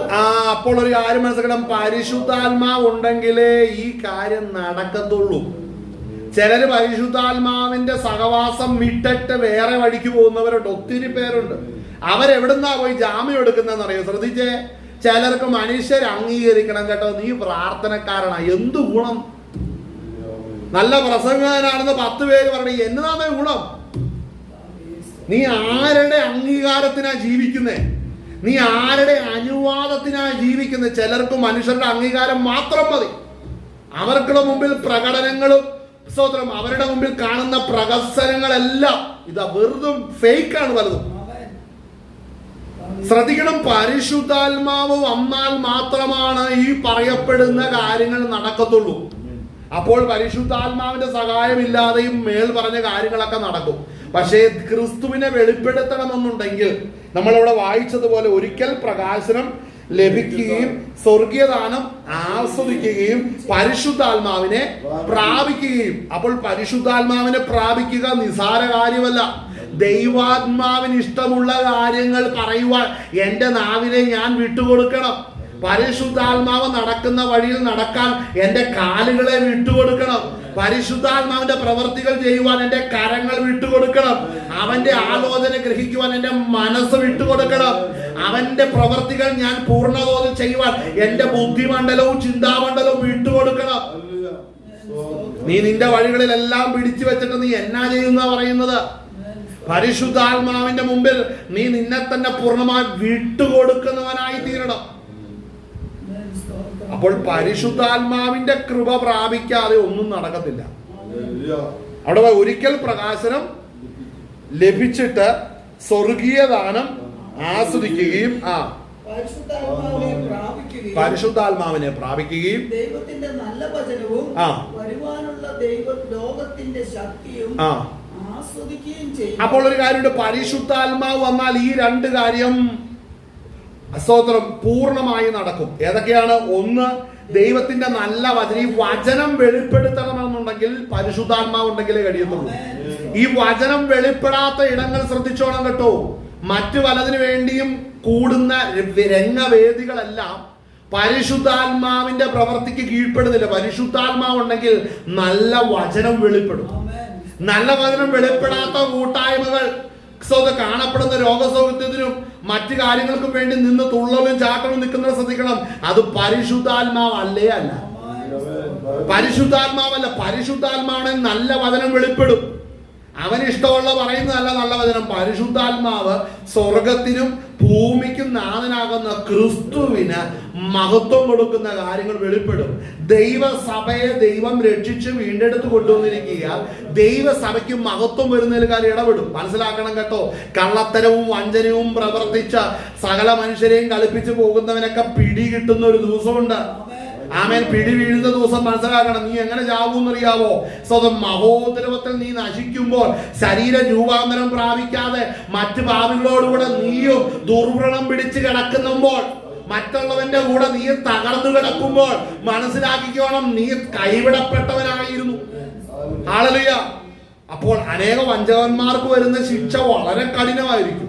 വളരെ കഠിനമായിരിക്കും. വളരെ കഠിനമായിരിക്കും. പരിശുദ്ധാത്മാവിനെ സ്തോത്രം. ഹാളിൽ ഇവിടെ പറഞ്ഞിരിക്കുന്ന പരിശുദ്ധാത്മാവിന്റെ ദാനങ്ങളെ ആസ്വദിച്ചിട്ട് പിന്മാറിപ്പോയവർ ദൈവത്തിന്റെ നല്ല വചനവും വരുവാനുള്ള ലോകത്തിന്റെ ശക്തിയും. അപ്പോൾ പരിശുദ്ധാത്മാവ് വന്നാൽ എന്തൊക്കെയുണ്ട്? ശക്തിയുണ്ട്. ഒന്നാമത്തെ കാര്യം വചനമുണ്ട്, രണ്ടാമത് ശക്തിയുണ്ട്. വരുവാനുള്ള ലോകത്തിന്റെ ശക്തി. ഈ ശക്തി നിന്നിൽ വെളിപ്പെടുമ്പോൾ ഈ ശക്തി നിന്നെ ഉയരത്തിലേക്ക് കൊണ്ടുപോകുന്നതാണ്. ഈ ശക്തി, ഈ ശക്തിയാണ് നിന്റെ ശരീരം രൂപാന്തരപ്പെടുത്തുന്നത്. ചിലർക്ക് പരിശുദ്ധാത്മാവില്ല, ശക്തിയില്ല, വചനമില്ല. പരിശുദ്ധാത്മാവിന്റെ ശക്തി എന്തിനാ നൽകിയിരിക്കുന്നത്? നിന്റെ ശരീരം രൂപാന്തരപ്പെടുത്തുവാൻ. സാക്ഷ്യവചനം, സാക്ഷ്യ ജീവിതം നിന്നിൽ നിന്ന് വെളിപ്പെടുവാനാണ് പരിശുദ്ധാത്മാവ് ശക്തിയെ പകരുന്നത്. ആമേൻ. ഹല്ലേലൂയ. ഇന്ന് ഒത്തിരി പേര് ഈ നമ്മൾ ആദ്യം പറഞ്ഞതുപോലെ സ്നാനത്തെക്കുറിച്ചൊരു ക്ലാസ്, വിശ്വാസത്തെക്കുറിച്ചൊരു പ്രബന്ധം, അടുത്ത ദിവസം കൈവപ്പ്, മരിച്ചവരുടെ പുനരുത്ഥാനം, ഇതിനെക്കുറിച്ചൊക്കെ ദീർഘ ക്ലാസ്സുകളും മീറ്റിങ്ങുകളും നടത്തും. ഈ പറയുന്ന കാര്യത്തെക്കുറിച്ചൊന്നും മിണ്ടില്ല. പരിശുദ്ധാത്മാവ് വെളിപ്പെടുത്തുന്ന വചനത്തിന് വേണ്ടി നിൽക്കുന്നില്ല. അടുത്തത് പരിശുദ്ധാത്മാവിന്റെ ശക്തി, വരുവാനുള്ള ലോകത്തിൽ വെളിപ്പെടുവാനുള്ള ശക്തി, വചനവും ശക്തിയും ഇതിനു വേണ്ടി നിൽക്കത്തില്ല. ഇത് പരിശുദ്ധാത്മാവിനാൽ ലഭിക്കുന്നത് മാത്രമാണ്. ഹല്ലേലൂയ. പരിശുദ്ധാത്മാഭിഷേകം ഇല്ലാത്തവരും സ്നാനങ്ങളെ കുറിച്ച് സംസാരിക്കുന്നുണ്ടല്ലോ. പരിശുദ്ധാത്മാഭിഷേകം ഇല്ലാത്തവർ ശരീരത്തിന്റെ രൂപാന്തരത്തെ കുറിച്ച് പ്രസംഗിക്കുന്നുണ്ടല്ലോ. അത് നടക്കും. എന്നാൽ ഇവിടെ പറയുന്ന പരിശുദ്ധാത്മാവിന്റെ ശക്തിയെ പ്രാപിച്ചു കഴിയുമ്പോൾ വരുവാനുള്ള ദൈവത്തിന്റെ നല്ല വചനവും വരുവാനുള്ള ലോകത്തിന്റെ ശക്തിയും ആസ്വദിക്കുകയും ചെയ്തവർ. അപ്പോൾ ശ്രദ്ധിക്കണം, ഇതൊക്കെ അനുഭവിച്ചിട്ടുള്ളവരുടെ കാര്യമാണ് അടുത്ത് പറയുന്നത്. ഇങ്ങനെയുള്ളവർ പിന്മാറിപ്പോയാൽ തങ്ങൾക്ക് തന്നെ ദൈവപുത്രനെ വീണ്ടും ക്രൂശിക്കുന്നവരും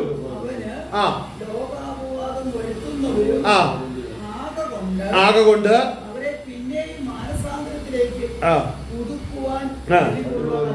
അപ്പോൾ മനസ്സിലാക്കണം, നമ്മളെ പുതുക്കുന്നത് സ്വർഗത്തിലെ ദൈവമാണ്. പുതുക്കം വരുന്നതെല്ലാം ദൈവത്തിന്റെ ആത്മാവിനാൽ മാത്രമാണ്.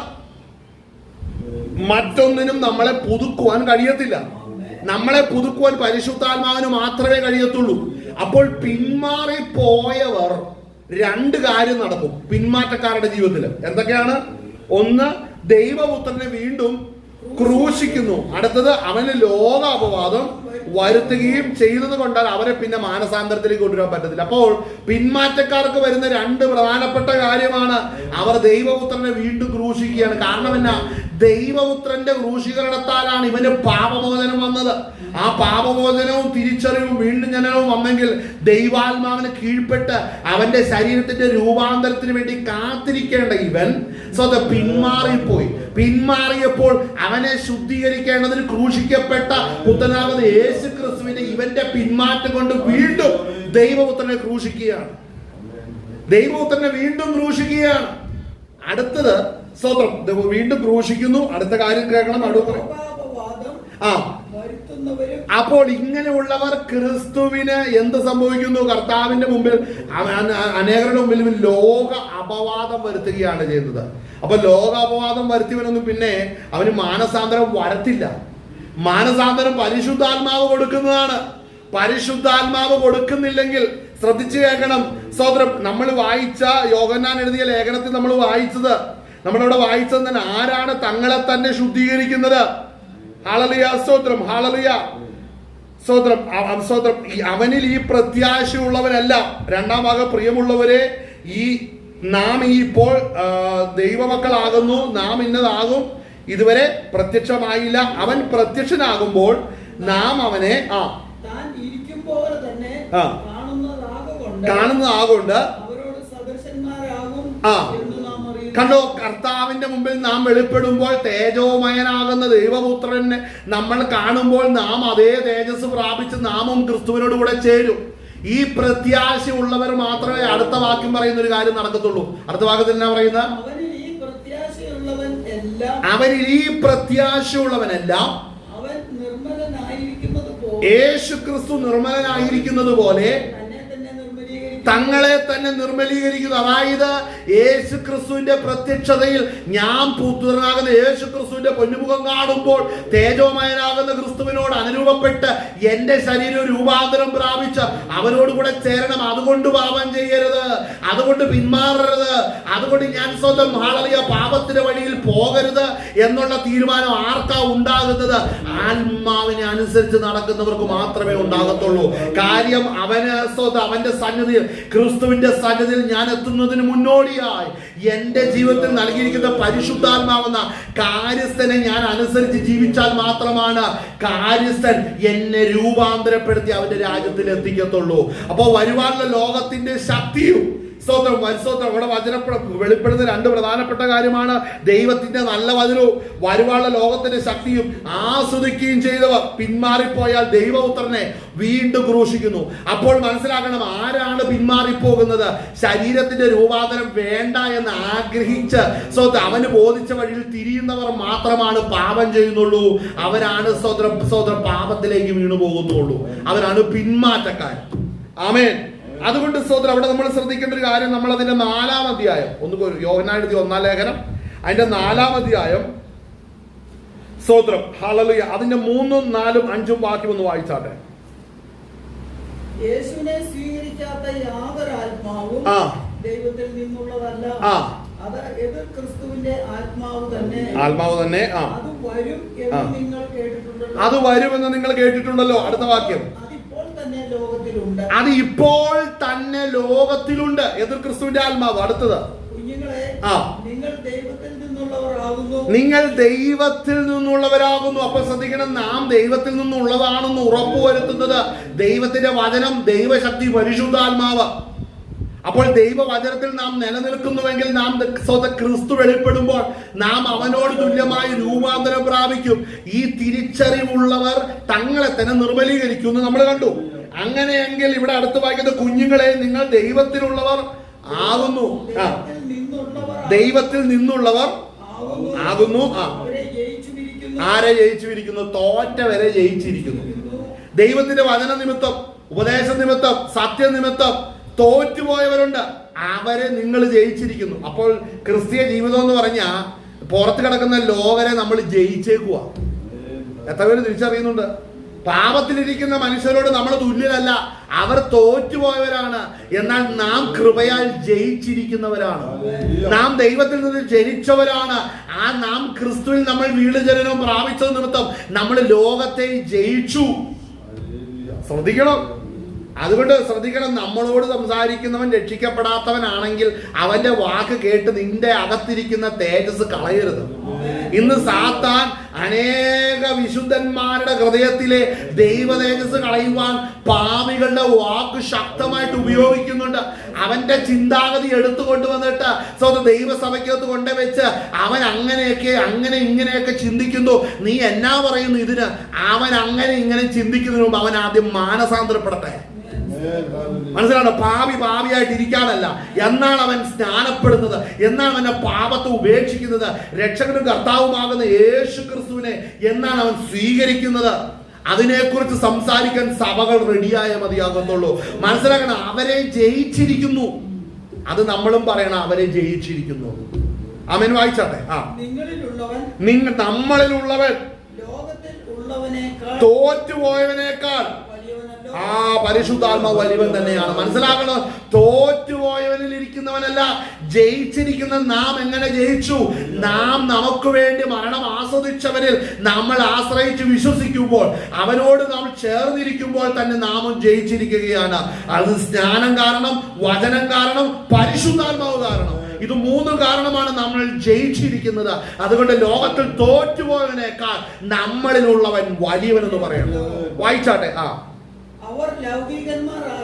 ഇവിടെ ശ്രദ്ധിക്കണം, അവർ ലൗകികന്മാരാണ് കേട്ടോ. അവരുടെ വാക്ക് കേൾക്കണ്ട, അവരോട് കൂടെ കൂട്ടുകൂടാൻ അധികം പോകേണ്ട കാര്യമില്ല. അവര് പകയ്ക്കും. ഒത്തിരി പേര് ഈ സംഘടന സഭയ്ക്കകത്ത് വന്ന് കണ്ടത് പറയുന്നുണ്ട്, അവന് വേദനിക്കും, ഇവന് വേദനിക്കും. ആരെയാ നീ ബോധിപ്പിക്കുന്നേ? ഇത് രക്ഷിക്കപ്പെട്ടില്ല, തീക്കരയാകാനിരിക്കുന്ന സംസ്കാരമാണിത്. തീക്കരയാകാനിരിക്കുന്ന മനുഷ്യരാണ്. അവർ രക്ഷിക്കപ്പെട്ടില്ലെങ്കിൽ നിത്യമായ ഗന്ധഗന്ധ തീപ്പുകൾക്ക് തള്ളപ്പെടും. അവരോട് നമുക്കുള്ള ഒരു പ്രതിബദ്ധത അവരോട് സുവിശേഷം പറയുക എന്നുള്ളതാണ്. അവരോട് സുവിശേഷം പറയണം. അവർ രക്ഷിക്കപ്പെടട്ടെ, പാപത്തെ ഒഴിഞ്ഞ് വിശുദ്ധ ജീവിതം നയിക്കട്ടെ. അപ്പോൾ അറിയാൻ ദൈവപുത്രൻ ആരാണെന്ന്. അല്ലാതെ ഇതിന്റെ മറുപുറം പിടിച്ചിരിക്കുന്നതെല്ലാം ഗന്ധഗന്ധ തീയിലേക്ക് ഇറങ്ങാനിരിക്കുകയാണ്. വരുവാനുള്ള എതിർ ക്രിസ്തുവിന് കൊടി പിടിക്കുവാനിരിക്കുന്നതാണ്. എതിർ ക്രിസ്തു ഭരണം തുടങ്ങി അവന്റെ കീഴിൽ എല്ലാം ശുഭമാണ്, സുഖമാണെന്ന് വിചാരിക്കുമ്പോൾ സ്വർഗത്തിൽ ദൈവത്തിന്റെ ക്രോധ കലശം ഭൂമിയിൽ ഒഴിക്കും. അന്ന് നീ എന്ത് ചെയ്യും? നീ ആരെയാ ബോധിപ്പിക്കുന്നത്? നീ ആരെയാ സമ്മതിപ്പിക്കുന്നത്? വായിച്ചാട്ടെ. ലൗകികമായത് സംസാരിക്കുന്നു. ശ്രദ്ധിക്കണം കേട്ടോ, ഒരു കാര്യം പറയാം. ദൈവകൃപയ്ക്കകത്ത് ഈ ഇൻവിറ്റേഷൻ ലഭിച്ച് യേശുവിന്റെ രക്തത്താൽ കഴുകപ്പെട്ട് സ്വർഗത്തിന്റെ ഇൻവിറ്റേഷൻ ലഭിച്ച് കടന്നു വന്നവരാ സകല മനുഷ്യരും, അല്ലേ? ഇതിൽ അഭിഷേകം പ്രാപിച്ചവരുടെ കാര്യം മാത്രം പറയുന്നത്, അല്ലാത്തവരൊക്കെ പോകാം. സോ അഭിഷേകം പ്രാപിച്ചവർക്കെല്ലാം ഈ ഇൻവിറ്റേഷൻ കിട്ടിയിട്ടുണ്ട്. അതുകൊണ്ട് ഒരു കാര്യം ഞാൻ പറയും, ഒരു അഭിഷേകം പ്രാപിച്ച ഒരുവൻ അവൻ സ്വന്തം ആത്മാവിന്റെ പക്വതയില്ലാതെ വായിൽ വരുന്നത് അവന്റെ ശരീരത്തിന്റെ പ്രായത്തിന്റെ അടിസ്ഥാനത്തിൽ വല്ലതും പടച്ചുവിട്ട് മറ്റൊരുവന്റെ കൃപ നഷ്ടമാക്കരുത്. മനസ്സിലാകുന്നുണ്ടോ? മറ്റൊരുവന്റെ കൃപ നഷ്ടമാക്കരുത്. അതെന്തുകൊണ്ടാണെന്ന് പറഞ്ഞാൽ ഒരു കാര്യം മനസ്സിലാക്കണം. മറ്റൊരുവൻ നിന്റെ വാക്കിനാൽ തകരുന്നുണ്ടെങ്കിൽ, മറ്റൊരുവൻ നിന്റെ ഇടപെടലിനാൽ തകരുന്നുണ്ടെങ്കിൽ നീ കണക്ക് ബോധിപ്പിക്കേണ്ടതായിട്ട് വരും. സത്യമേ പറയാവുള്ളൂ. ഞാൻ പറയാൻ വന്ന വിഷയത്തിലേക്ക് എത്തിയില്ല, വായിച്ചോ. അവർ ലൗകികന്മാരാകയാൽ ലൗകികമായത് സംസാരിക്കുന്നു. ഇവിടെ ശ്രദ്ധിക്കണം, ലോകം അവരുടെ വാക്ക് കേൾക്കുന്നു. അപ്പോൾ ശ്രദ്ധിക്കണം, ലോകം നമ്മുടെ വാക്ക് കേൾക്കുന്നില്ല. നാം കർത്താവിനെ കുറിച്ച് പറയുന്നു, അത് നിമിത്തം നമ്മളുടെ മേലെ പകയാണ് വരുന്നതെങ്കിൽ അതിനെ ഓർത്ത് ദുഃഖിക്കരുത്, നമ്മൾ സന്തോഷിക്കാവുള്ളൂ. കാര്യം കർത്താവിന്റെ വരവെങ്കിൽ നമുക്കതിന് പ്രതിഫലം ഉറപ്പാണ്. ആമേൻ. കാരണം നമ്മൾ ഒരുങ്ങേണ്ട പോലെ ഒരുങ്ങിയിട്ടുണ്ട്. നമ്മൾ ട്രാക്കിലാണ്. നമ്മളോട് ആരും മിണ്ടുന്നില്ല, ഇടപെടുന്നില്ല, ഒരു സഹായവും ചെയ്യുന്നില്ല. ഒറ്റ കാരണം അവൻ പെന്തക്കോസിൽ പോയി. മനസ്സിലാക്കണം, നമ്മൾ ട്രാക്കിലാണ്. എന്നാൽ ഇന്ന് അനേകര് പെന്തക്കോസിൽ പോയി. അതിനർത്ഥം നമ്മൾ ലോകത്തിൽ നിന്ന് വിട്ടുന്നല്ല, ലോകരെയും കൂടെ നമ്മൾ അംഗീകരിക്കണം, ലോകരെയും കൂടെ ചെയ്യണം. സാത്താന്റെ ഈ ഐഡിയോളജി കൊണ്ട് നടക്കുന്ന ഒരു പാസ്റ്റർമാർ വരെ ഉണ്ട്. ശ്രദ്ധിക്കണം, ചതിക്കപ്പെടരുത്. വചനം മറ്റൊന്നും മാറ്റി എഴുതിയിട്ടില്ല. നിന്റെ വായിൽ ആശയത്തിനൊത്തവണ്ണം എഴുതപ്പെട്ടിരിക്കുന്ന വചനം ഗ്രഹിച്ച് അതിനൊത്തവണ്ണം വീട് പണിയുന്ന ബുദ്ധിയുള്ള മനുഷ്യനായി തീരണം. പാറമേൽ വീട് പണിത മനുഷ്യനായി തീരണം. ആമേൻ. ഹല്ലേലൂയ. മണ്ണ് കണ്ടുകൊണ്ട് മണലിന്റെയും കാറ്റിന്റെയും ഓളം അനുസരിച്ച് അങ്ങോട്ടും ഇങ്ങോട്ടും ചായുന്ന വെറും കൂടാരങ്ങളായി തീരരുത്.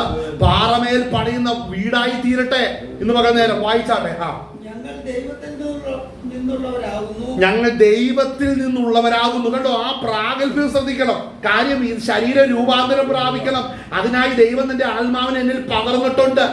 അവന്റെ ശക്തിയുള്ള വചനം നൽകിയിട്ടുണ്ട്. എന്റെ ശരീര രൂപാന്തരം പ്രാപിക്കാൻ വരുവാനുള്ള ലോകത്തിന്റെ ശക്തി ഞാൻ ആസ്വദിച്ചതാണ്. അതിന് എന്റെ ശരീര രൂപാന്തരം പ്രാപിക്കാൻ ഞാൻ ഒരുങ്ങിയിരിക്കുന്നു. അതുകൊണ്ട് ആ കൃപ പ്രാപിക്കാത്തവരുടെ വാക്ക് എനിക്ക് കേൾക്കേണ്ട കാര്യമില്ല. വായിച്ചാട്ടെ. ദൈവത്തെ അറിയുന്നവൻ ഞങ്ങളുടെ വാക്ക് കേൾക്കുന്നു, ദൈവത്തിൽ നിന്നല്ലാത്തവൻ ഞങ്ങളുടെ വാക്ക് കേൾക്കുന്നില്ല. കാരണം ദൈവത്തിൽ നിന്നുള്ളവർ നമ്മുടെ വാക്ക് കേൾക്കുന്നു. ഒരു അഭിഷേകം പ്രാപിച്ചവന്റെ വാക്ക് അതേ ആത്മാവാകുന്ന അഭിഷേകം പ്രാപിച്ചവൻ മാത്രമേ കേൾക്കുന്നുള്ളൂ.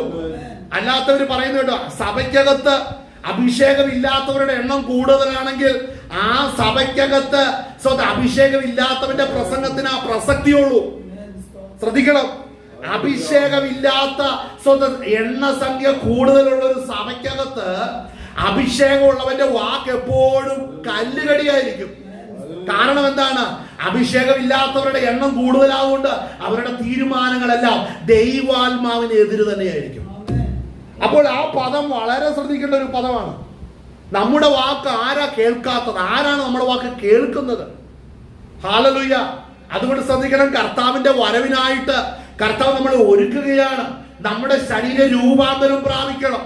നാം കർത്താവിന് വേണ്ടിയുള്ളത് സംസാരിക്കുമ്പോൾ അനേകരത് കേൾക്കാതിരിക്കുമ്പോൾ നമ്മൾ അതിൽ അതിശയിക്കരുത്. ലോകം നമ്മളെ പകയ്ക്കുകയാണ്. കാര്യം ലോകം പകയ്ക്കുന്നത് നമ്മയല്ല, നമ്മളിൽ വസിക്കുന്ന പരിശുദ്ധാത്മാവിനെയാണ്. സ്വന്തം ദൈവത്തിന്റെ പുത്രനാകുന്ന ക്രിസ്തുവിനെ യഹൂദന്മാർ ഒരുപോലെ തള്ളിക്കളഞ്ഞതുപോലെ നാം ഓരോരുത്തരും കടന്നു വന്ന എല്ലാ പശ്ചാത്തലത്തിൽ നിന്നും ഇതുപോലെ നമ്മെ തള്ളിക്കളയുവാൻ ലോകത്തിന്റെ ആത്മാവ് എഴുന്നേറ്റ് വരും.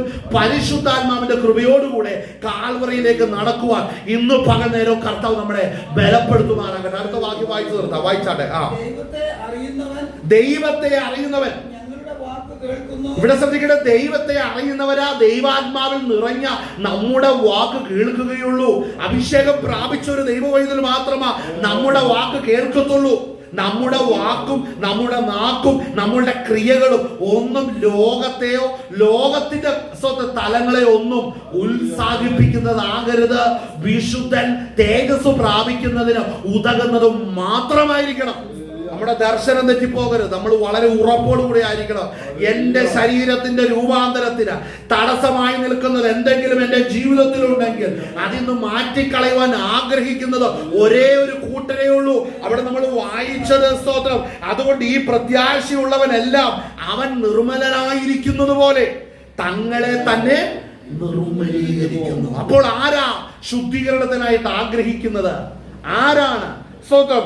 എന്റെ ശരീരത്തിന്റെ രൂപാന്തരം നടക്കണമെന്ന് ആഗ്രഹിക്കുന്നവർ മാത്രമാണ് സ്തോത്രം സ്തോത്രം ഹല്ലേലൂയ തങ്ങളെ തന്നെ നിർമ്മലീകരിക്കത്തുള്ളൂ. ഈ പ്രസംഗിക്കുന്നതിനുമെല്ലാം പ്രതിഫലമുണ്ട്, ഇല്ലേ? ഈ പ്രസംഗിക്കുന്നതിന് പ്രതിഫലമുണ്ട്. ആളറിയ വെങ്ങല്ലൂരിൽ നിന്ന് വിളിച്ചു പറയുകയാണ്, എന്റെ വേല ഞാൻ തീർത്തു. ഇവിടെ വെച്ച് സംസാരിച്ചതിനുള്ള പ്രതിഫലം മേടിക്കുവാൻ കർത്തന്റെ സന്നിധി ചെല്ലുമ്പോൾ ഞാൻ ഒരു കച്ചി വണ്ടിയായിട്ട് ചെല്ലരുത്, മരമായിട്ട് ചെല്ലരുത്, പുല്ലായിട്ട് ചെല്ലരുത്, ഏറ്റവും വിലയുള്ള കല്ലായിട്ട് ചെല്ലണം. അത് എന്റെ സ്തോത്രം സമർപ്പണം പോലെ ആയിരിക്കണം. നിങ്ങളെയും വിളിച്ച വേലക്കായിട്ട് നിങ്ങൾ ഒരുങ്ങുക. വായിച്ച അടുത്ത വാക്യം വായിച്ചാണ്. ഞങ്ങൾ ദൈവത്തിൽ നിന്നുള്ളവരാകുന്നു, ദൈവത്തെ അറിയുന്നവർ ഞങ്ങളുടെ വാക്ക് കേൾക്കും. ശ്രദ്ധിക്കണം, ദൈവസഭയ്ക്കകത്തിൽ ദൈവസഭയുടെ ശബ്ദം അതേ ആത്മാവിനെ പ്രാപിച്ചവരെ കേൾക്കത്തുള്ളൂ. അതായത് 1-ാം നൂറ്റാണ്ടിൽ യോഹന്നാൻ ശക്തമായി പറയുന്ന ഒരു കാര്യമുണ്ട്, ദൈവസഭയ്ക്ക് സകലരും എതിര് തന്നെയാണ്. ഒരുത്തരും ഒരു ഇറ്റ് വെള്ളം കൊണ്ട് തരത്തില്ല. അപ്പോൾ ഇന്ന് നമ്മൾ കാണുന്ന ലോകത്തോടുകൂടെ തോളോട് തോള് ചേർന്ന് സഭ എന്ന പ്രസ്ഥാനങ്ങൾ പോകുന്നുണ്ട്. ശ്രദ്ധിച്ചോണം, അത് ദൈവവചനം അനുശാസിക്കുന്ന സഭയല്ലെന്ന് ഓർത്തോണം. അത് ലോകത്തോടുകൂടെ അനുരൂപപ്പെട്ട സഭയാണ്, സംഘടനകളാണ്. എന്നാൽ 1-ാം നൂറ്റാണ്ടിന്റെ അനുഭവം എന്ന് പറയുന്നത് നമ്മുടെ സാക്ഷ്യം, അതായത് എല്ലായിടത്തും നമ്മുടെ സാക്ഷ്യം പറയുവാൻ അവസരമുണ്ടാക്കി തരുന്നതാണ് യേഥാർത്ഥത്തിൽ സ്വർഗത്തിൽ ദൈവ പരിശുദ്ധാത്മാവ് ചെയ്യുന്നത്. അതായത് നമുക്ക് ലഭിച്ച സാക്ഷ്യം എന്ന് പറയുന്നത്, ഞാൻ പാപത്തിൽ നിന്ന് മോചിതനായി എന്റെ കടങ്ങളെയെല്ലാം യേശു ക്രിസ്തു തന്റെ ശരീരത്തിൽ വഹിച്ചുകൊണ്ട് എന്നെ പാപത്തിൽ നിന്ന് മോചിച്ചു. അങ്ങനെയെങ്കിൽ മകനെ, നീയും യേശു ക്രിസ്തുവിൽ വിശ്വസിച്ച് സ്നാനപ്പെടുമ്പോൾ നിന്റെ അകൃത്യങ്ങളും പാപങ്ങളും കഴുകപ്പെടുകയും നീ യേശു ക്രിസ്തുവിൽ വിശ്വസിക്കുക നിമിത്തം പരിശുദ്ധാത്മാവിനെ പ്രാപിച്ച് നീ ദൈവവൈതലായി തീരണം. അവൻ സ്വന്തം നമ്മൾ അനുശാസിക്കുവാൻ നൽകിയിരിക്കുന്ന വചനത്തെ അനുസരിച്ച് സ്റ്റെപ്പുകളെ വെക്കണമെന്ന് പറയുവാൻ ഇടയായി തീരും. ഇത് പറയുന്നില്ല എന്നുണ്ടെങ്കിൽ, ഇത് അനുശാസിക്കുന്നില്ല എന്നുണ്ടെങ്കിൽ തീർച്ചയായിട്ടും അവന്റെ പ്രവൃത്തി വ്യർത്ഥം തന്നെയാണ്. അങ്ങനെയുള്ളവർ എന്തുകൊണ്ടാണ് അങ്ങനെ ചെയ്യുന്നത്? ലോകത്തോടുകൂടെ പോകുന്നത് ഒറ്റ കാരണമേ ഉള്ളൂ, അവരുടെ പ്രത്യാശ നഷ്ടപ്പെട്ടു പോയി, അവരുടെ വിശ്വാസം നഷ്ടപ്പെട്ടു പോയി, അവരുടെ പ്രാഗൽഭ്യം നഷ്ടപ്പെട്ടു പോയി. എന്താണ് അവൻ വിശ്വസിക്കേണ്ടത്? എന്തായിരുന്നു അവന്റെ പ്രാഗൽഭ്യം? ഒരു കാരണമാണ്, അവന്റെ ശരീരത്തിന്റെ രൂപാന്തരം നടക്കത്തില്ല. കാരണം സ്വന്തം ജീവിതത്തിൽ കുറവുകളുണ്ട്. അതുകൊണ്ട് ദൈവരാജ്യം ഞാൻ പ്രാപിക്കത്തില്ല. അതുകൊണ്ട് ലോകത്തോടുകൂടെ ഞാൻ ഇടപഴകി അവരെ പ്രസാദിപ്പിച്ച് ജീവിക്കുന്നു. എനിക്ക് പ്രത്യാശയെ കുറിച്ച് ഒരു ആശ്വാസവുമില്ല. അതാണ് കൃപയിൽ നിന്ന് വീണവന്റെ സ്തോത്രം ലക്ഷണങ്ങൾ. ദൈവകൃപയിൽ നിന്ന് വീണവന്റെ അവസ്ഥ അതാണ്. ഹല്ലേലൂയ. അവൻ ഒരിക്കലും രക്ഷപ്പെടുന്ന ഉറപ്പില്ല. പ്രാഗൽഭ്യം നഷ്ടപ്പെട്ടു പോയി. പരിശുദ്ധാത്മാവിനെ ദുഃഖിപ്പിച്ചു. അവർ പലപ്പോഴും അവർ പ്രാർത്ഥനയ്ക്ക് ഇരുന്നു നോക്കി, പക്ഷേ അവരെ മാനസാന്തരത്തിലേക്ക് പുതുക്കുവാൻ കഴിയാതെ വരികയാണ്. ആമേൻ. അപ്പോൾ ദൈവകൃപയിൽ നിന്ന് പോയിട്ട് ദൈവനാമത്തിന് ദൂഷ്യം വന്നാൽ ഒരു കാര്യം ഉറപ്പാ, കർത്താവിനെ വീണ്ടും ക്രൂശിക്കുന്നവരായി തീർന്നു. ഹല്ലേലൂയ, സ്തോത്രം. രണ്ടാമത് ലോക അപവാദം വരുത്തിയവരായി തീർന്നു. ആമേൻ, സ്തോത്രം. ഞാനിത് വായിക്കുമ്പോൾ ശ്രദ്ധിക്കുന്ന ഒരു കാര്യം, എൻ്റെ ഉള്ളിലേക്ക് വന്ന ഒരു കാര്യം, സ്തോത്രം, വാക്കുകൾ എടുത്ത് നമുക്ക് വായിച്ചത് തിമോത്തിയോസിന്റെ ലേഖനം, തിമോത്തിയോസിന്റെ 2-ാം ലേഖനം നമ്മൾ വായിക്കുമ്പോൾ അതിന്റെ 10-ാം വാക്യം നമുക്ക് നോക്കാം. നമ്മൾ ഈ വായിച്ച ലോകത്തിന്റെ ശബ്ദം, അതായത് ഒരു ദൈവവൈതലിന്റെ ശബ്ദം ലോകം കേൾക്കുകയില്ല. അതേ ആത്മാവിനെ പ്രാപിച്ചവർ മാത്രമാണ് നാം പറയുന്ന ആശയങ്ങളെ സ്വീകരിക്കത്തുള്ളൂ. ലോകം നമ്മളെ സ്നേഹിക്കത്തില്ല, നമ്മളെ വെറുക്കും, പകയ്ക്കും. അത് നടന്നുകൊണ്ടിരിക്കുന്ന ഇന്ന് ഒരു ദൈവ പൈതലിനെ ഏറ്റവും പകയ്ക്കുന്നത് സഭയെന്ന സംഘടനയ്ക്കകത്തുള്ളവരാ. കാരണം ലോകത്തിലിരിക്കുന്ന പാപമനുഷ്യരുടെ എണ്ണം ഇന്ന് സഭയ്ക്കകത്ത് വർദ്ധിക്കുകയാണ്. അവിടെ പുറത്ത് നമ്മൾ നോക്കുമ്പോൾ സ്നാനപ്പെടാത്തവർ നമ്മളെ പകയ്ക്കുമെന്ന് വിചാരിക്കുമ്പോൾ, സ്നാനപ്പെട്ടിട്ട് ദൈവത്തിന്റെ ആത്മാവിന്റെ ഫലമില്ലാത്തവര് ഇന്ന് സഭയ്ക്കകത്ത് ഇരുന്നുകൊണ്ട് ദൈവത്തിന്റെ മക്കളെ പകച്ചോണ്ടാണ് ഇരിക്കുന്നത്. ആമേൻ. ഉപദ്രവമൊന്നും പുറത്തെന്നല്ല, ഉപദ്രവം ഇപ്പൊ അകത്ത് കിട്ടിക്കൊണ്ടിരിക്കുകയാണ്. കാര്യം ലോകം കേറി അകത്ത് മെമ്പർഷിപ്പ് ഉള്ളവർ അടുത്ത സീറ്റിൽ വന്ന് ലോകം ഇരിക്കുക എന്ന് ഓർക്കണം. അത്രത്തോളം ലോകം കയറി സഭയ്ക്കകത്ത് കയറിയേക്കുക. ആമേൻ. സ്തോത്രം. അടുത്ത നമ്മള് ഭാഗം ഒന്ന് വായിച്ചാട്ടെ. 2 തിമോത്തിയോസ് 4:10 ദേമാസ് ഈ ലോകത്തെ സ്നേഹിച്ചു. കണ്ടോ, എന്നെ വിട്ടു. അതെന്തിനാ എന്നെ വിട്ടു? സഭയെ വിട്ടെന്ന് പറഞ്ഞില്ല, എന്നെ വിട്ടുന്ന, അതായത് പൗലോസിനെ വിട്ടുന്ന. ശ്രദ്ധിക്കണം. അപ്പോൾ നമ്മെ വിട്ടോ നമ്മെ സ്വീകരിച്ചോ എന്നുള്ളത് യഥാർത്ഥത്തില് കർത്താവിനെ സ്വീകരിച്ചോ കർത്താവിനെ തള്ളിയോ എന്നുള്ള അർത്ഥം വരുന്നുണ്ട്. കാര്യം നമ്മളിൽ ഇരിക്കുന്ന ദൈവത്തിന്റെ ആത്മാവിനാൽ നമ്മൾ പറയുന്ന ഒരു കാര്യം അതേ ആത്മാവിനെ സ്വീകരിക്കുന്നവർ മാത്രമേ അംഗീകരിക്കുന്നുള്ളൂ. ഇവിടെ എന്ത് സംഭവിച്ചു? ദേമാസ് ലോകത്തെ സ്നേഹിച്ചു. ശ്രദ്ധിക്കേണ്ട പദമാണ് ലോകത്തെ സ്നേഹിച്ചു. നമ്മൾ വായിച്ച ലേഖനത്തിന്റെ അകത്ത് വ്യക്തമായി പറയുന്ന ലോകത്തെയും ലോകത്തിലുള്ളതിനെയും സ്നേഹിക്കരുത്. അവിടെ വചനം പറയുന്നത് സ്തോത്രം, ഹല്ലേലൂയ, സ്തോത്രം. ഈ നിങ്ങൾ അതിന്റെ 5-ാം വാക്യം 4:5 വായിക്കുന്നത്, അവർ ലൗകികന്മാരാകിയാൽ ലൗകികമായത് സംസാരിച്ച് എടുക്കണ്ട. മറ്റൊരു ഭാഗം തന്നെ എടുത്തു, ഞാനിത് വായിക്കുന്നുള്ളൂ. ലൗകികമായത് സംസാരിക്കുന്നു, ലോകം അവരുടെ വാക്ക് കേൾക്കുന്നു. ആരാണ് ലോകം അവരുടെ വാക്ക് കേൾക്കുന്നു? ആ കാരണം ഈ ദൈവത്തിന്റെ ആത്മാവില്ലാത്തവരും കൃപയിൽ നിന്ന് വീണവരെല്ലാം ലോകത്തിന്റെ വാക്ക് കേൾക്കുന്നു, ലോകം അവരുടെ വാക്കും കേൾക്കുന്നു. എന്നാൽ ഒരു ദൈവ പൈതലിന്റെ വാക്ക് ലോകം കേൾക്കത്തില്ല, ലോകത്തിന്റെ വാക്ക് ദൈവ പൈതലും കേൾക്കത്തില്ല. തമ്മിൽ വിരോധമാണ്. നമ്മൾ ഇന്ന് സാത്താൻ ഇന്ന് സംഘടനയ്ക്കകത്ത് സഭയ്ക്കകത്ത് വന്ന് ഇത് രണ്ടും കൂടെ ഒന്നാന്നും പറഞ്ഞ് ഇതെല്ലാം കൂടെ ഇണക്കാൻ വേണ്ടി അനേക പാസ്റ്റർമാരെ അവരുടെ പ്രസംഗത്തെ ഉപയോഗിക്കുന്നുണ്ട്. എന്നാൽ ദൈവത്തിന്റെ വചനം അവരുടെ എല്ലാ പ്രസംഗത്തിനെതിരാണ്. മനസ്സിലാക്കണം. അവിടെ പറയുന്നത് ശ്രദ്ധിക്കണം. അവിടെ പറയുന്നത് അവർ ലൗകികന്മാരാകിയാൽ ലൗകികമായത് സംസാരിക്കുന്ന, ലോകം അവരുടെ വാക്ക് കേൾക്കുന്നു. അടുത്തത്, ഞങ്ങൾ ലോകത്തിൽ നിന്നുള്ളവരാകുന്നു, ഞങ്ങൾ ദൈവത്തിൽ നിന്നുള്ളവരാകുന്നു, ദൈവത്തെ അറിയുന്നവർ ഞങ്ങളുടെ വാക്ക് കേൾക്കുന്നു. ദൈവത്തിനല്ലാത്തവർ ഞങ്ങളുടെ വാക്ക് കേൾക്കുന്നില്ല. സത്യത്തിന്റെ ആത്മാവ് ഏത് എന്ന്, വഞ്ചനയുടെ ആത്മാവ് ഏത് എന്ന് നമുക്ക് ഇതിനാൽ അറിയാം. അപ്പോൾ 2 ആത്മാവാണ് സഭയ്ക്കകത്തിരിക്കുന്നത്. ഒന്ന് സത്യത്തിന്റെ ആത്മാവ്, മറ്റ് വഞ്ചനയുടെ ആത്മാവ്. ലോകം അകത്ത് വരണം, ലോകത്തെ അംഗീകരിക്കണം, ലോകത്തെ സ്നേഹിക്കണം, ലോകക്കാരുടെ വാക്ക് സഭ കേൾക്കണം എന്ന് പറഞ്ഞാൽ അവന്റെ ഉള്ളിലിരിക്കുന്നത് വഞ്ചനയുടെ ആത്മാവാണ്. സ്തോത്രം. ലോകത്തിന്റെ വാക്ക് കേൾക്കരുത്. നാം ദൈവത്തിൽ നിന്നുള്ളവരാണ്, നാം ദൈവത്തിൽ ജനിച്ചവരാണ്, നമ്മുടെ ശരീരത്തിന് രൂപാന്തരം വരണം. അതിനായിട്ട് ഞാൻ എന്നെ തന്നെ നിർമ്മലീകരിച്ചു കൊണ്ടിരിക്കുമ്പോൾ ലോകത്തിന്റെ വാക്ക് കേട്ട് ഞാൻ ഇനി മലിനപ്പെടില്ല എന്ന് തീരുമാനിക്കാൻ സത്യത്തിന്റെ ആത്മാവുള്ളവർക്കേ കഴിയത്തുള്ളൂ. മനസ്സിലാവുന്നു? സത്യത്തിന്റെ ആത്മാവുള്ളവർക്കേ കഴിയത്തുള്ളൂ. അപ്പൊ സഭയ്ക്കകത്ത് വഞ്ചനയുടെ ആത്മാവുള്ളവരുമുണ്ട്, സത്യത്തിന്റെ ആത്മാവുള്ളവരുമുണ്ട്. സത്യത്തിന്റെ ആത്മാവുള്ള വിശ്വാസിയുണ്ട്, പാസ്റ്റർമാരുമുണ്ട്. വഞ്ചനയുടെ ആത്മാവുള്ള വിശ്വാസിയുണ്ട്, പാസ്റ്റർമാരുമുണ്ട്.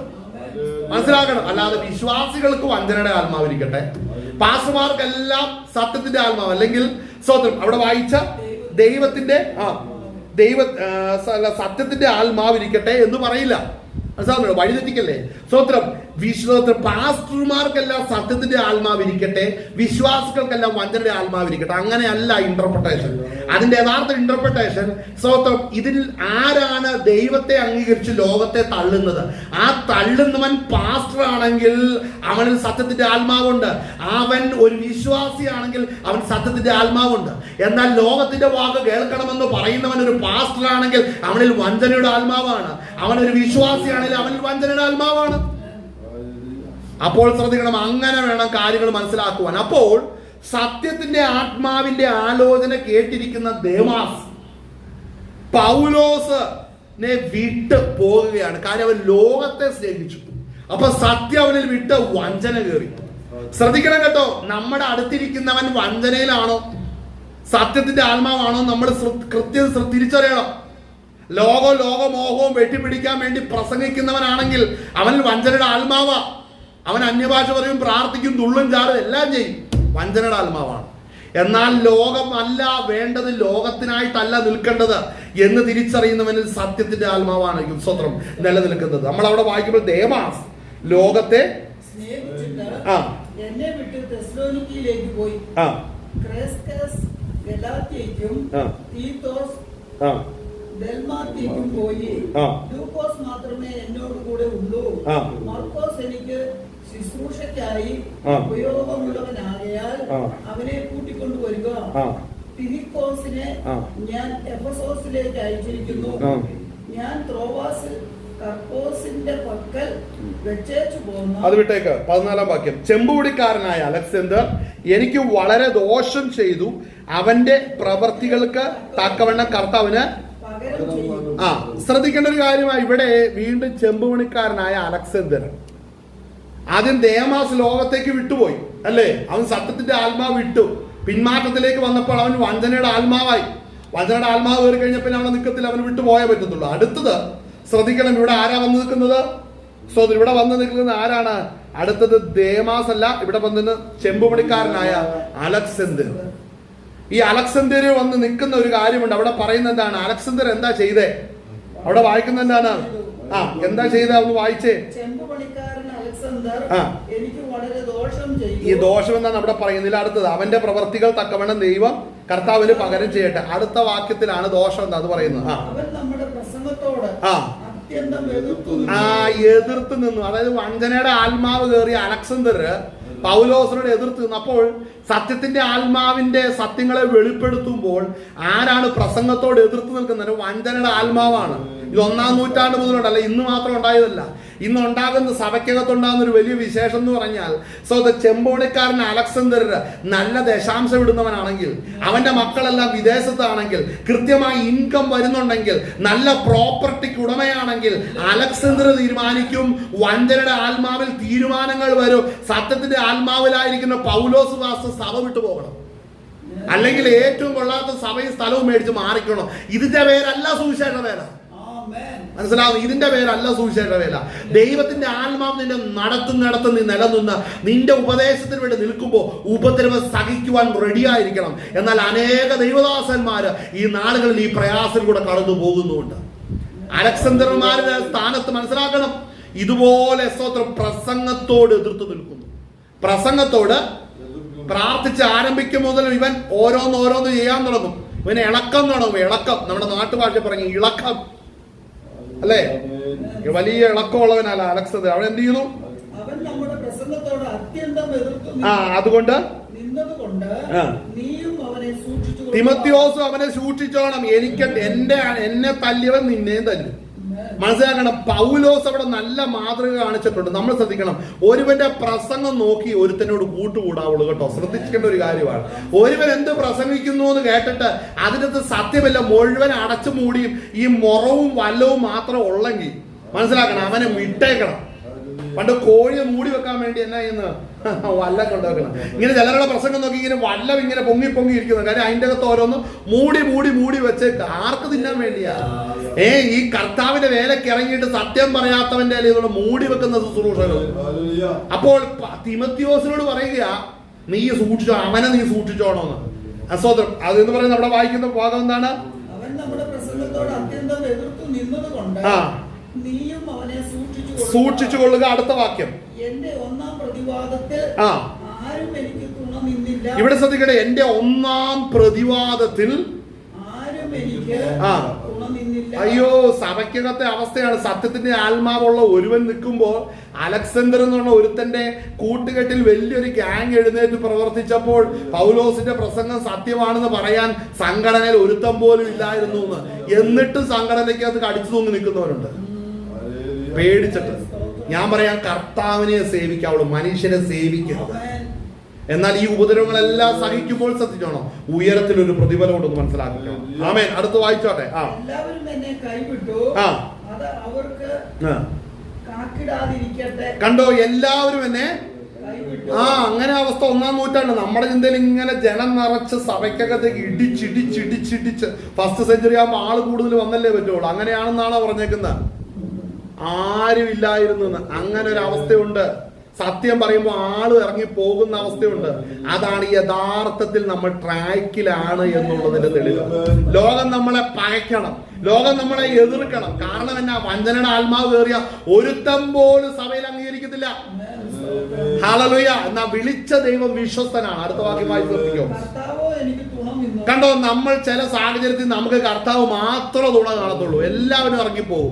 അങ്ങനെ ഇറങ്ങി പോകുമ്പോൾ നമ്മൾ വിട്ടിട്ട് പോകരുത്. കർത്താവ് നമുക്ക് തുണയായിട്ടുണ്ട്. ഇവനൊക്കെ പോട്ടെന്നേ. ഇങ്ങനെ ചെമ്പോണിക്കാരൻ അലക്സാണ്ടർ വളരെ ദ്രോഹവും ദോഷവും ചെയ്തുകൊണ്ടിരിക്കുന്ന ദേമാസ് ലോകത്തെ കുറിച്ച് കണ്ടു കേട്ട് അവൻ വിട്ടിറങ്ങിപ്പോയി. അല്ല, അവൻ ചിലരെയും കൊണ്ട് കൊണ്ടൊന്ന് പോയി. ചിലരങ്ങനെ ഉള്ളത് പോയി കഴിഞ്ഞാൽ അതിന്റെ കൂടെ വേറെ കുറെ എണ്ണത്തെ കൂടെ വലിച്ചുകൊണ്ട് പോകും. എന്നിട്ട് അതിലും ദുഷ്ടതയേറിയ 10 പേരെയും കൂട്ടിക്കൊണ്ട് അതിലും ദുഷ്ടതയേറിയ സ്ഥലത്ത് പോയിരിക്കും. ആമേൻ. അതൊക്കെ ദൈവത്തിന്റെ പ്രവൃത്തിയാന്ന് ഓർത്തോണം. അതുകൊണ്ട് നമ്മൾ ഭാരപ്പെടരുത്. നമ്മൾ തിരിച്ചറിയേണ്ട വാക്യം, പ്രിയമുള്ളവരെ, നാം ഇപ്പോൾ ദൈവമക്കളാകുന്നു, നാം ഇന്നത് ആകും എന്ന് ഇതുവരെ പ്രത്യക്ഷമായില്ല. അവൻ പ്രത്യക്ഷനാകുമ്പോൾ നാം അവനെ താം ഇരിക്കും പോലെ തന്നെ കാണുന്നതാകൊണ്ട് അവനോട് സദൃശന്മാരാകുമെന്ന് അറിഞ്ഞ്, അടുത്ത വാക്യം, അവനിൽ ഈ പ്രത്യാശയുള്ളവൻ എല്ലാം അവൻ നിർമ്മലനായിരിക്കുന്നത് പോലെ സ്വതം തന്നെ തന്നെ നിർമ്മലീകരിക്കും. നാം നിർമ്മലനായി തീരണമെന്നുണ്ടെങ്കിൽ ശ്രദ്ധിക്കണമേ, നമുക്കൊരു രൂപാന്തരം വരണം. അതിനായിട്ട് ഞാൻ കാത്തിരിക്കുന്നു എന്നുള്ള തിരിച്ചറിവുള്ളവൻ മാത്രമാണ് പാപം ചെയ്യാതെ തങ്ങളെ തന്നെ സൂക്ഷിക്കത്തുള്ളൂ. ഈ പകനേരം മനസ്സിലാക്കണം. വളരെ കഷ്ടങ്ങളുടെ നടുവിൽ പൗലോസ് ഉറപ്പോടുകൂടെ നിന്നു. പലരും അവനെ വിട്ടുപോയി. താൻ ഒറ്റയായി തീർന്നപ്പോഴും കർത്താവിന് തുണയായി നിന്നു. അവനേകർ അവന്റെ പ്രസംഗത്തോട് എതിർത്ത് നിന്നപ്പോഴും പരിശുദ്ധാത്മാവ് പൗലോസിന് തുണ നിന്നെങ്കിൽ നാം ആളിന്റെ എണ്ണത്തിന്റെ ബഹുത്വത്തിലല്ല, സമർപ്പണത്തിലാണ് ദൈവത്തിന്റെ പ്രവർത്തിയിരിക്കുന്നത്. ആണ് സമർപ്പണത്തോടുകൂടിയാണ് നമ്മൾ ദൈവസന്നിധിയിലായിരിക്കുന്നത്. വിളിച്ച ദൈവം വിശ്വസ്തന, നമ്മളെ കർത്താവ് നടത്തുക തന്നെ ചെയ്യും. ഈ വചനങ്ങൾ ആ സ്വർഗ്ഗം നിങ്ങളെ ബലപ്പെടുത്തുമാറാട്ടെ. നമ്മുടെ കണ്ണുകൾ അടയ്ക്കാൻ നമുക്ക് പ്രാർത്ഥിക്കാം. ദൈവസന്നിധിയിൽ നിന്ന് കേട്ട വചനത്തെ വഹിച്ചുകൊണ്ട് നമുക്ക് ദൈവത്തെ മഹത്വപ്പെടുത്താം.